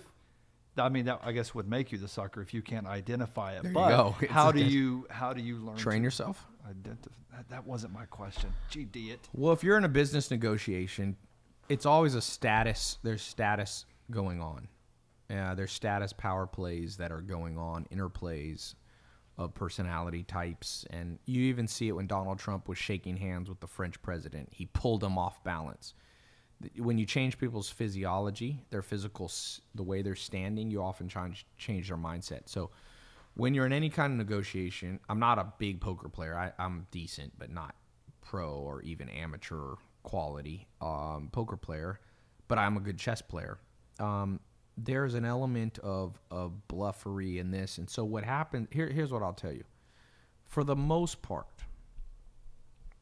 once you're aware, you'll know who the sucker is. For example, when people say extreme things in a talk like this. So if somebody, we had a few extremes. One person said North Korea and Washington, D.C. are both equally evil. Whenever you find extreme ideologies, you almost always find idiots. Okay? So one other guy wrote that capitalism wants all poor workers. Okay? Well, it's not true. And one way to identify the suckers in a room is by truth.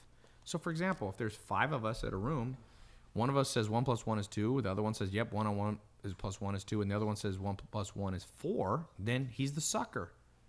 And so capitalism has actually raised GDP and individual wealth in pretty much every country that it's been introduced to. But it's not perfect because it's impossible to create perfection in economic systems because economic systems, people, this is what Peter Drucker says. I'm sorry, what Will Durant says, the Pulitzer Prize winner, I think the smartest person to ever lived. In my opinion, Will Durant is the smartest person, the most wise. And he said, because people are born unequal, okay, you will never have 100% equality. For example, I went on Sunday, I played in a celebrity football game, flag football. Kevin Durant was on my team. Kevin Durant is 6'11" easy. He might be 7 foot. Okay, that's the first time I met him in person. He's very, very freaking tall. Okay, is that fair? Jay Harden was at my house. Harden, the beard. He just signed a $200 million contract. He's 6'5", extreme dexterity, extreme good hand-eye coordination. Is it fair that he makes it? So what system do you introduce? You could introduce communism, where James Harden would only make the same amount of money as somebody of lesser ability. But that comes with problems too. For example, James Harden probably wouldn't play basketball then. And then you would eliminate sports. Sports brings people tremendous happiness in the world. I mean, of all the forms of entertainment to me that are valuable to society, it's sports. They teach physical activity. They teach a lot of things. And it's just damn fun to watch.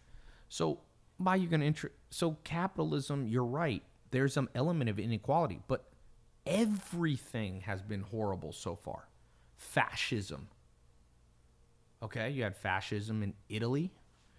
In some level, you had it in Adolf Hitler. You know, Nazi stands for National Socialistic whatever.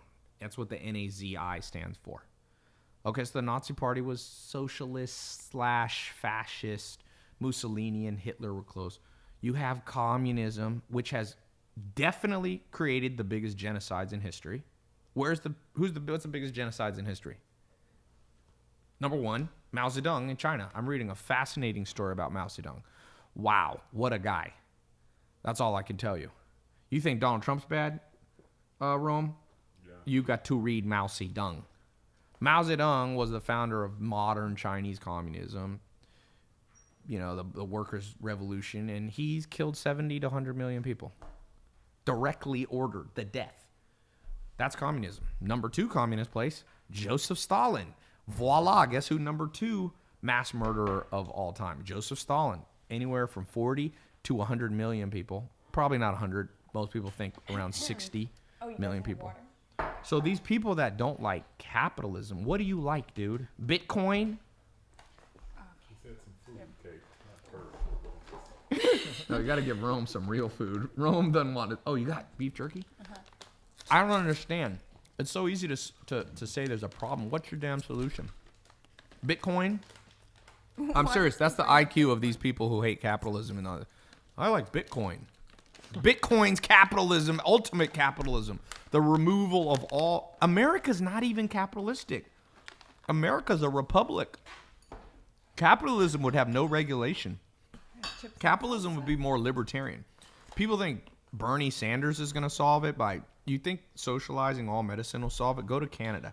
I'm working with an entrepreneur who's telling me how bad the Canadian system is of social medicine. He's like, dude, so he built an app that you can live stream with a doctor to get your pharmacy, because he said people are dying because they can't get to a doctor. It's like 9 months to get a doctor. You know? Now, there are some countries like United Kingdom, which has a better medical system and is more socialistic than America. But America, you get some crazy disease, let me tell you what country you're flying to if you got the money. You get a rare form of lymphatic cancer. You get what Steve Jobs had, I think it was pancreatic cancer. You think you're flying to Canada or London? A lot of flights there, medical flights. Get me away from Cedars-Sinai in LA. I got to get to the fucking socialist clinic in Sweden. I once tried to go to the doctor in Scandinavia. I forget what happened. Oh, I remember. I was super sick. Just a cold or something. I was like, I never take medication. I was like, dude, I'm sick. We get there. I was either in Stockholm or Oslo. So I go there. It's a number system, like you're at the butcher. Seriously. I'll pull out number. Oh, okay. So I'm on the damn numbers. I looked at the numbers. I'm like, oh no, because they were calling like 19, and I was like 85. So then I'm like, finally they got my number. It's probably 2 hours. Then you go in a room. That is for where you tell them what's wrong with you, and then they assign you the actual number. So the lady looks at me. She goes, listen, you're not that sick. We're talking, you're going to be like a code whatever, yellow. There's like code red, green, or yellow. You're not that bad, so it's a yellow. She goes, I think you're looking at about 8 to 14 hours to sit down that hall. I was like, you know what? I'm good. I will be healthy by the time I get in there. So I've seen Scandinavian systems. I've seen this. America has tremendous problems, but I don't think it's the capitalism. I think the worst parts of America are the education system, and the worst part of America is the prison system. The criminal justice system is unfair. We are still not fully using DNA shit. I just saw this morning a big case. A guy's being let out for murder. He went into prison in 1994 for a rape. A black guy. Didn't have good representation. Coerced. And now they finally did DNA in 2017. So he's been rotting in a prison from 23 years. And the scientist said it is scientifically possible for him to have been the person who did it. 23 damn years. And the DA still won't let him out. These DAs don't want to admit. So there's problems in America. It's just not the stuff that people talk about. I mean, there's this kid that Jay-Z did a documentary on, accused of a backpack, got stuck in Rikers Island for 3 years, 2 years in solitary. You're not supposed to be held in solitary like that. He wasn't even 18. I don't think the criminal justice, the one place that I don't agree with capitalism, I don't think the prison system should be for profit. I don't think the military should be for profit. And police shouldn't be for profit. I think the post office should be for profit. So I think there's certain things, you just got to use your brain. There's some things you do for profit, some things you don't. Ty, what's your thoughts on a ketogenic diet? Ketosis, I learned that on a farm. When you don't give enough carbs, or on a farm, if you don't give a cow enough grain, enough energy, they start burning other things, fat, protein, ketones in your brain. It also makes you smell funny. Cows will start smelling very sweet, but not a good sweet. So if you ever meet somebody not eating any carbs, you smell their breath, I hate it. It's like that sweet, but like, you ever smell that? It's just, ugh. My dog has that kind of. Your dog, yeah, dogs don't eat carbs, really. If you give them meat. Anyway, so people, there's some people, I'll tell you this. I'm not an absolute fitness expert, so I'll stay in my lane, but I hire the top guys. And one of the top fitness trainers, he trained Zac Efron for the movie Baywatch. Most ripped I've ever seen an actor. 5% body fat, muscle. He knows all the rock and all this. He told me, in his experience training thousands of people, he trained Keanu Reeves, Matrix, all that. He said, some people that shit works for and some it doesn't. Said some people tell you to do intermittent fasting. He said there's some guys he works with, intermittent fasting, they get worse results and some people do better. So again, avoid extreme ideologies. I don't know why humans are obsessed with extreme ideologies. Why do people have to love capitalism or hate it? Why can't you just be like what I'm trying to be? It's like, here's good of capitalism. This, that, and other thing. Here's bad. You can't put capitalism in a prison system. You can't imprison people for profit, because then it's perverse incentives of putting people in to make more money. They're paid by the head, so they want to put people in. You gotta have poor people have to be able to get good damn lawyers. I'll tell you what I've learned in the criminal justice. I mean, in the just being a businessman.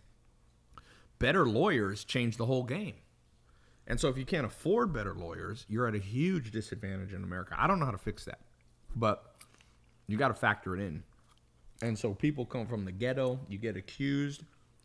I mean, we saw this movie Detroit yesterday. You like it? It was a little stressful. Kate was very stressed. I was a little tense the whole movie. What'd you think, Zach and Rome? Detroit. I liked it. My gripes would be more technical stuff like filmmaking stuff. Catherine Bigelow was the Academy Award winning. She won an Academy Director, Award. yeah. Rome, what'd you think? Well, I liked it, but I've gone dark. You don't hear it? I hear myself. I might have stepped on. Zach's sabotaging. He's a Leo. He needs more attention. Oh, that's what I did. I don't want to grab between your legs there, but Grab While they're it. doing that, we'll. here we go. 3, 2, 1. Is that good? Do I think we're in the Matrix? Yeah, we're probably in some kind of a Matrix, but it's not. Someone said he's just hungry. We just don't know. What? Someone said that we're hungry. All right, Rome. Sorry. No, no big deal. I did like the movie. It was a story that I didn't know, I wasn't aware of. I also found it sad as African American that the things that went on in the 60s still go on today. If you look at Ferguson, and they're all spun around police brutality. You look at the Detroit riots 2 years before that was the Watts riot in '65, and then you had 91, 92 Los Angeles riots, and they're all based on the same thing. They're all based on the criminal justice system and abuse and so on and so forth. So it hasn't stopped. It hasn't gotten any better. The Ferguson police abuse and so on. So, Right. so the same thing. All these massive riots have started from the same thing. So it was difficult to watch. And I often think of myself, how would I would have been in those days? Yeah, that was tough. You know, and in a lot of ways, I don't think I would have made it. You think you would have gone crazy? Somebody would have shot me. Or You're I a would've big shot- or I target. would've Somebody shot would have seen somebody. Rome. Rome's trying to hide. I would have got shot faster. Just Yeah. Because I would have been deemed more of a threat. Yeah. You know, so you know, a lot of change needs to happen. But you know, and I think too, we watch these movies and applaud these movies, but then no one wants to have the real conversations. Right. Like they want to make the movies and give the movies awards and so on, but no one really wants to have the real deep conversations about things and the systemic and the residual effects of those type of things. We don't want to have those conversations. So in a lot of ways, I don't like necessarily watching those movies because I already know what the outcome's going to be. Right. When it went to court, I knew they were going to get off. I didn't knew know the what was going to story, happen. but I knew they were going to get off. Yeah. You know, I knew they were going to get off, especially during that time. And it's just sad, you know, and it's just sad. And then the lead singer of the Dramatics, Yeah. you know, it messed with him so bad. Right. Which He never is sang understandable. again. He never sang again. Yeah. Or he didn't want to sing in that environment, you know. People don't realize PTSD is real. People go through it. You go through enough trauma sometimes, it rewires your brain. Now, Kate, what did you think of the movie? Into the mic there. Go ahead. Oh, sorry. Again, That's a little white woman. I was a little stressed throughout the movie. Yeah, Kate, you probably would have been fine in the 1960s. I still would have been very scared, and it was very sad to see all the brutality they went through. I was just like closing my eyes like half of the movie because it was just. Yeah, It was Kate just gets so very sad. stressed. But you know what I think? I'm going to tell you this. I don't know how to solve the world problem. I just try to solve my own and the people close to me. But you got to learn how to make money. You got to learn how to make money. It will not solve all your problems. Money is not the solution to all things. But it'll solve some of the things in the world. And what happened in that movie Detroit, part of it was a money situation. This didn't happen in a wealthy area. This happened in a poor. And anytime you get too many poor people and too many wealthy people, it doesn't end well for anybody. And so people that are wealthy have to help people that aren't wealthy. Somebody asked, why do I do these calls? Well, part of it, I have some businesses that benefit from doing these calls. But part of it, I didn't grow up wealthy. And hopefully some people, and it's becoming quite a lot right now, people are making more money because they're listening to this stuff. I have free programs. I got paid programs. But this podcast is free. I haven't tried to pitch you on anything. So I do believe that as I make money, I have a somewhat obligation to try to help other people make money. You know what I'm saying? And so I think that you're always going to have some richer than poorer. You're just going to have that. And you don't want to create a situation where everybody makes the same amount of money. It's just not right. It will have serious repercussions that you don't want. Like you'll be waiting in a hospital for 8 hours to get somebody to stitch you up. You don't want that. You know what I'm in favor of? A doctor that someone in my family just had a major health issue and had to go to the hospital for 5 days. I was hoping that specialist made $1 million a year because that means they studied, they kept up on continuing edge. I don't want them making the same amount of money as a person handing me Starbucks coffee while they're in college part-time. I want one person making more and one person making less. But I want the person making less to have the option of building up to that person. That's all it has to be. It has to be the option. And some things just aren't fair. I'm never going to play in the NBA. Rome's never going to play in the NBA. Zach's never, Kate ain't never going to play in the NBA. You never know. I do know. You might play in the WNBA, but you ain't playing in the WNBA. I've seen you play basketball. So am I okay with a world that's a little bit unfair? I was hanging out with at the football game. Sean Merriman was there. He was the Chargers, right? And where else? Yeah. Just Chargers? And Patriots. And Patriots. Sean Merriman's Was it Patriots? I believe it's Merriman's a huge guy. I didn't look at him and go, "Oh, it's unfair that you're big and you can play football." Who cares? Just move the hell on. So all the people that there is a proper reaction to the unfairness in the world. Some you're gonna fix and some you're not. Thoughts on Kaepernick, Zach? Talking football now. For those of you outside the U.S., we're back to American gridiron football. I got no problem with the guy making a statement.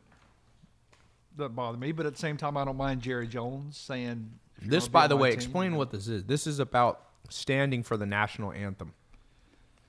Colin Kaepernick is a black man, football player in America, because a lot of people here aren't from America right now, who would not stand for the American national anthem because he thinks America has too much racial inequality, unfairness.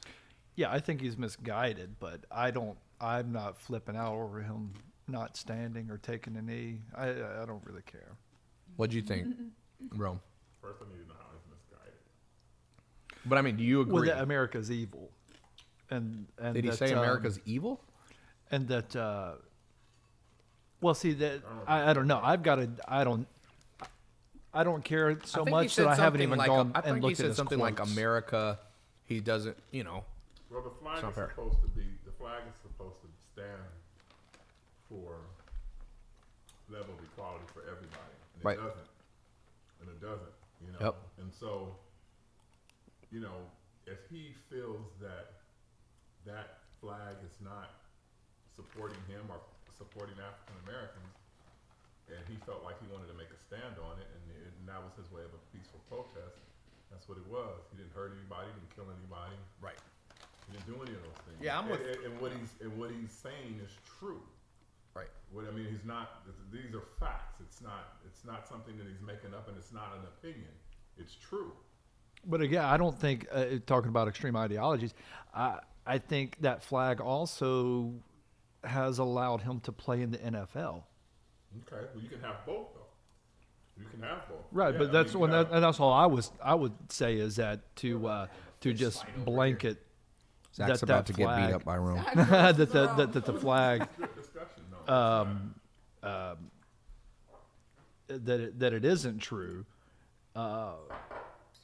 I don't think it's that absolute that it isn't true. I do. Yeah, there are issues that need to be addressed. There are problems would you that guys need. both agree this? If I take a slightly different position, that this is how I take it. You got to be in the mic. This is how I take it. And tell me if you guys agree with this. Black people, Middle Eastern people, Latin people, basically people that you can physically tell are different, right? You can't tell always the difference between a German and a Polish American. You can't tell. There's multiple generations. They're here. You can't tell. So anything that you can tell a difference, whether it's transgender, black, Puerto Rican, I'm a mix of different ethnicities. I'm half white and half this and that and all this stuff, okay? You got certain obstacles. And all I can say is it's not going to be fixed by anybody for the most part besides yourself. That's my main thing.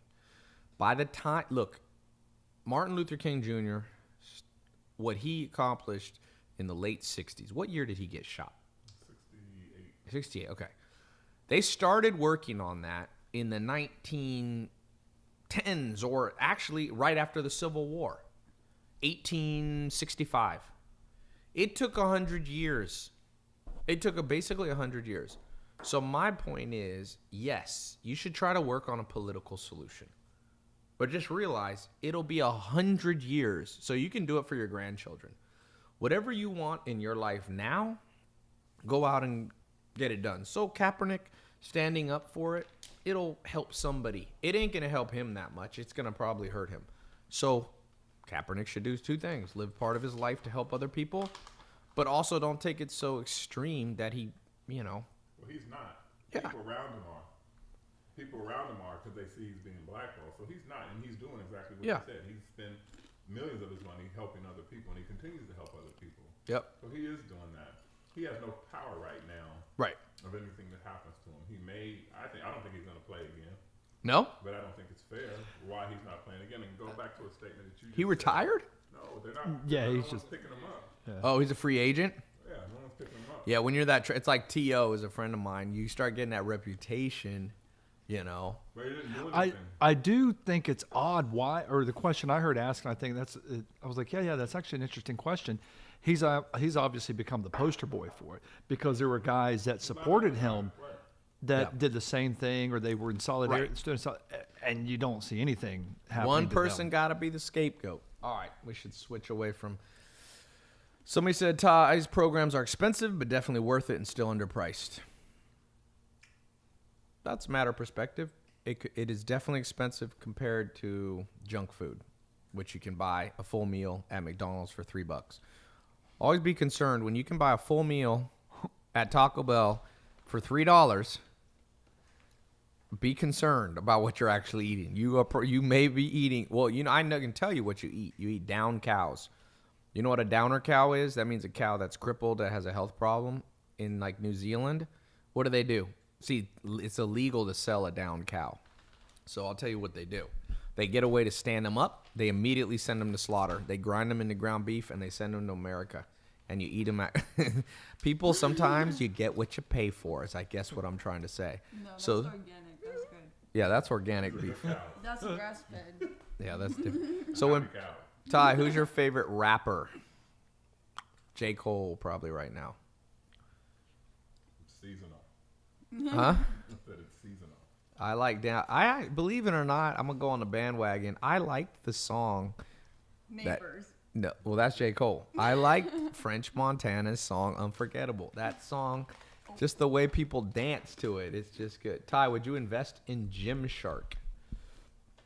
Not 100% sure what that is, but so I can't answer. I don't invest in what I don't know, but maybe it's a good thing. I should learn about it.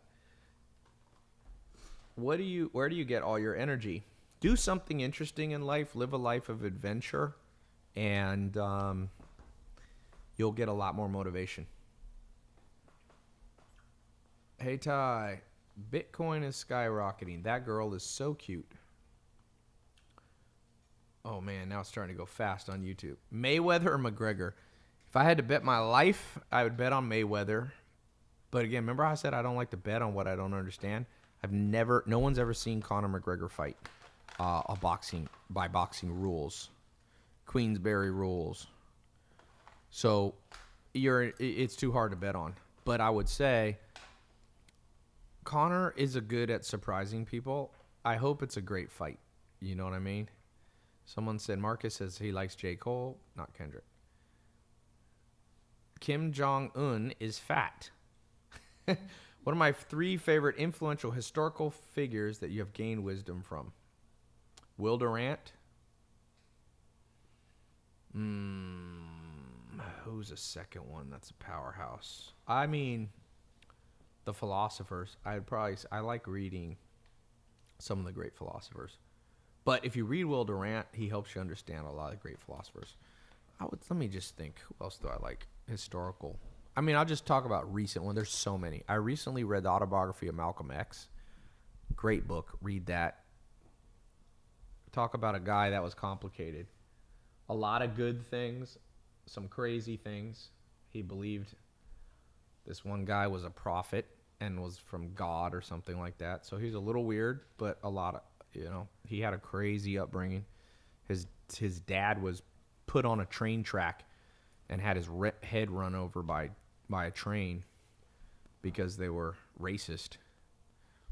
So, yeah. Ty, I have 50 grand I want to invest. If I had to put it all into one venture, what would it be? Probably, it sounds like it's going to be a mistake. That's what I would say. When you're thinking like that, you got 50 grand left and you're going to put all 50 grand in one venture that you don't know much about, you're going to lose your money. I will bet on it. What I would do is put my money slowly into things I understand. You can start businesses for $5 now, $1. The only money that I spend now is on the educational part. Like I'm going into the fashion business. I'll spend money on consultants, books, things like that to learn the business. I can start a t-shirt business now for under $100. My friend was making $1.5 million a month selling t-shirts. Then he got bored, believe it or not, and stopped doing it. So I'll spend money on paying him as a consultant, but it doesn't cost much. You can drop ship t-shirts. Somebody said, bitch, no, you can't. John Pizzo. John Pizzo ain't ever made $10,000 in his life. Try to tell me about money. John Pizzo. First, you got to be able to. You know what I've noticed is an interesting thing. I'm very interested in negative comments because there's been all these cool scientific studies done now that show that people who leave negative comments are psychopaths.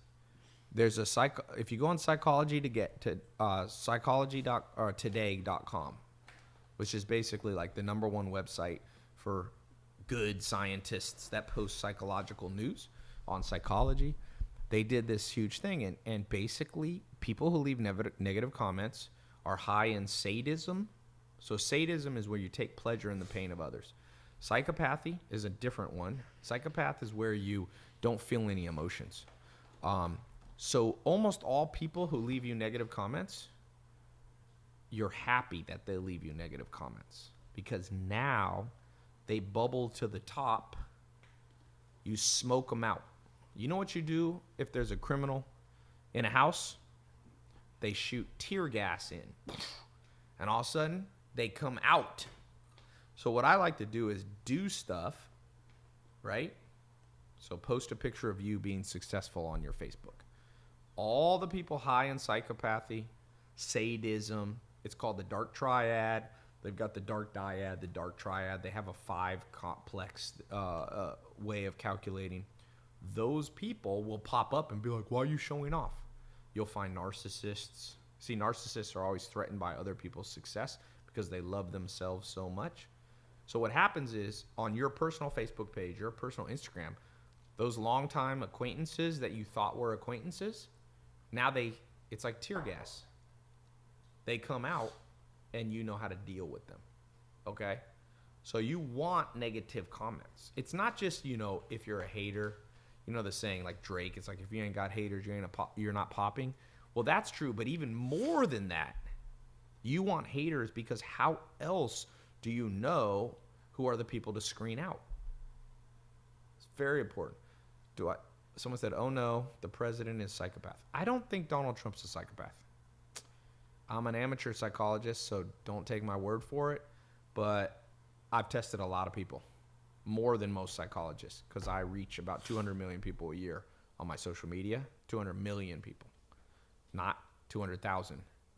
And I can tell you that I would guess Hillary was more likely to be a psychopath than Donald Trump. I think Donald Trump is the most classic case of a narcissist. Hillary might be Machiavellian. I don't think Trump is psychopath. See, psychopaths don't get their feelings hurt. I'm almost sure he's not a psychopath. One of the clinical symptoms of a psychopath is they don't respond to negativity. So if you have a psychopath and you go, fuck you, If you do this to me, if you screw me over, I'm going to punch you in the face. A psychopath has very low fear levels. That's why they're great as Navy SEALs. They're like, I don't care. If you ever get in a fight with somebody and you look in their eyes and they got that dead look like a psychopath, do not get in a fight with them. I once had that in my life, man. I grew up in some rough place. I got in a fight with a guy. Dude, it was a kid that I knew. And, man, I'll never forget. He was older than me. And he started hitting me so many times. His name was Jason. He ended up in prison. By 13 years old, he was in prison. He just got out. I'd still talk to him once in a while. He's all tatted up. He went in and out. And this is when I was like 9 or 10 years old. I could already see it. And he was like hitting me. And I was like, Jason, it's me. It's Ty. And he like snapped out of it. It was like he forgot. He would get in so much of a rage that you couldn't. It was weird. I've seen that 2 times in my life. One as an adult, where I was in a situation where somebody, I'm pretty sure they were about to kill me. I had to get out of a car, and I remembered that look in an eye. And so what happened? So I don't think Donald Trump has that, because he gets hurt. He like watches the news to see if anyone talks crap about him. A psychopath doesn't care. So he's more like a narcissist, though, is extremely sensitive and responds to all criticism. That's a narcissism. Now Hillary, I've met Hillary. I'm not going to say she's a psychopath, but Hillary is much colder, much less emotionless. Okay? Much less emotion. Ty, you should smack that guy with a stack of money. Which guy? I don't know who he's talking about. Okay, we did it. We did 3 hours. Da-na-na-na-na. Should you choose a degree that you love and may not be financially rewarding as the other degree? Yeah, probably don't chase money. You can make money in just about everything in the world. All right. Thank you. By the way, if you happen to be watching this, I forgot to try to make any money from this podcast. I need to get better at that. So I'll put a little tip in here. For those of you who want practical, real skills in making money, because on my podcast I talk about basically whatever's in the news, whatever comes in my mind. It's just kind of like me just shooting the shit with different people. But if you want some step-by-step stuff, go to tylopez.com, click on the links on the top. I got different programs. People are killing it. I've now been around the game long enough that people realize this wasn't some random little thing that was renting a house for a day and pretending like I help people. That lasted for about 6 months, maybe a year. Kind of died away. So if you guys want to marry Kate, I'll be putting an email address.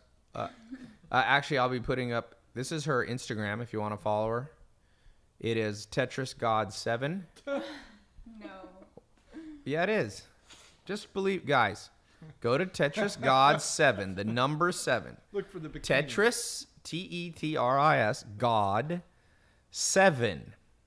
And you can direct message her there. And if the pictures look like a lot of pictures of Zach, then it's Decoy. It's a decoy. This is her actual one. So Do not send her dick pics. Yeah, send lots of dick No, pics. do not send. If you guys want to try to steal her away from me, Tetris God 7. Kate is so nice. Kate, you do come off as even nice. Kate comes off as super nice on this. I am not. You're not as nice as you come off Yes, as your I am. podcast. I'm so nice.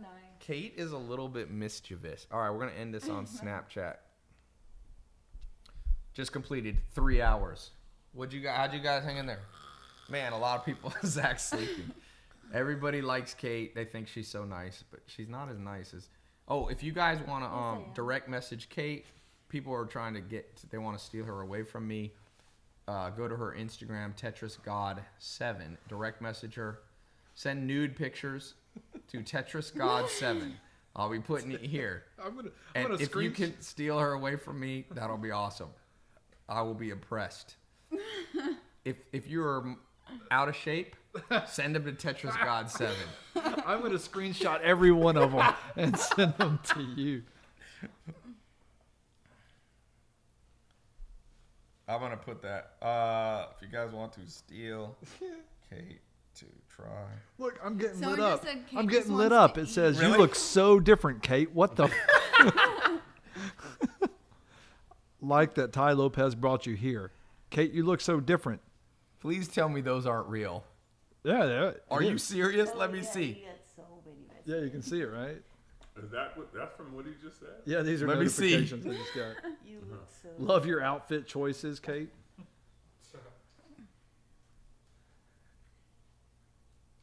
Oh, this is gonna be great. Somebody By the goes, way, yeah, if you're not baby. understanding, Tetris God 7 is actually Zach's. Let me see it. Let me see the actual comments. That's good. Let's hold them up to the live. Zach doesn't want. Zach no, wants no, all I- the. Look at someone went through Well, all they that were the trouble to make that notifications. Hang on a heart. second. That's cool. Zach wants all the nude pictures of the guys, and he doesn't want to share. He didn't want to share with you guys. Wide screenshot it. Am I the son of Jennifer Lopez? Ah. Ty, how do you feel about starting a fast food restaurant? Okay, you got me They'll hungry. start I was showing. hungry, guys. These are okay? so funny. I did not expect to Why see the this man story. hold his nose? I don't know. That's just the newest one. All right, guys. Thanks so much for being here. TyLopez.com. By the way, if you ain't watching my Snapchat, you missing the real deal. My Snap's got stuff you ain't going to see anywhere else on any of my social and anybody else in the world's social. It's kind of an interesting one. Sometimes it's boring. Sometimes it's good, but I think it's more good than boring. I got a pretty big following. Someone said Kate's a psychopath. No, she's not a psychopath. She's a little more narcissist. She's not as bad. You are. That's her weakness. No. He Kate. doesn't know what he's talking about, guys. Kate, I don't know. Someone says Snapchat is for kids. No, Snapchat is not for kids. All right. Talk to you guys soon.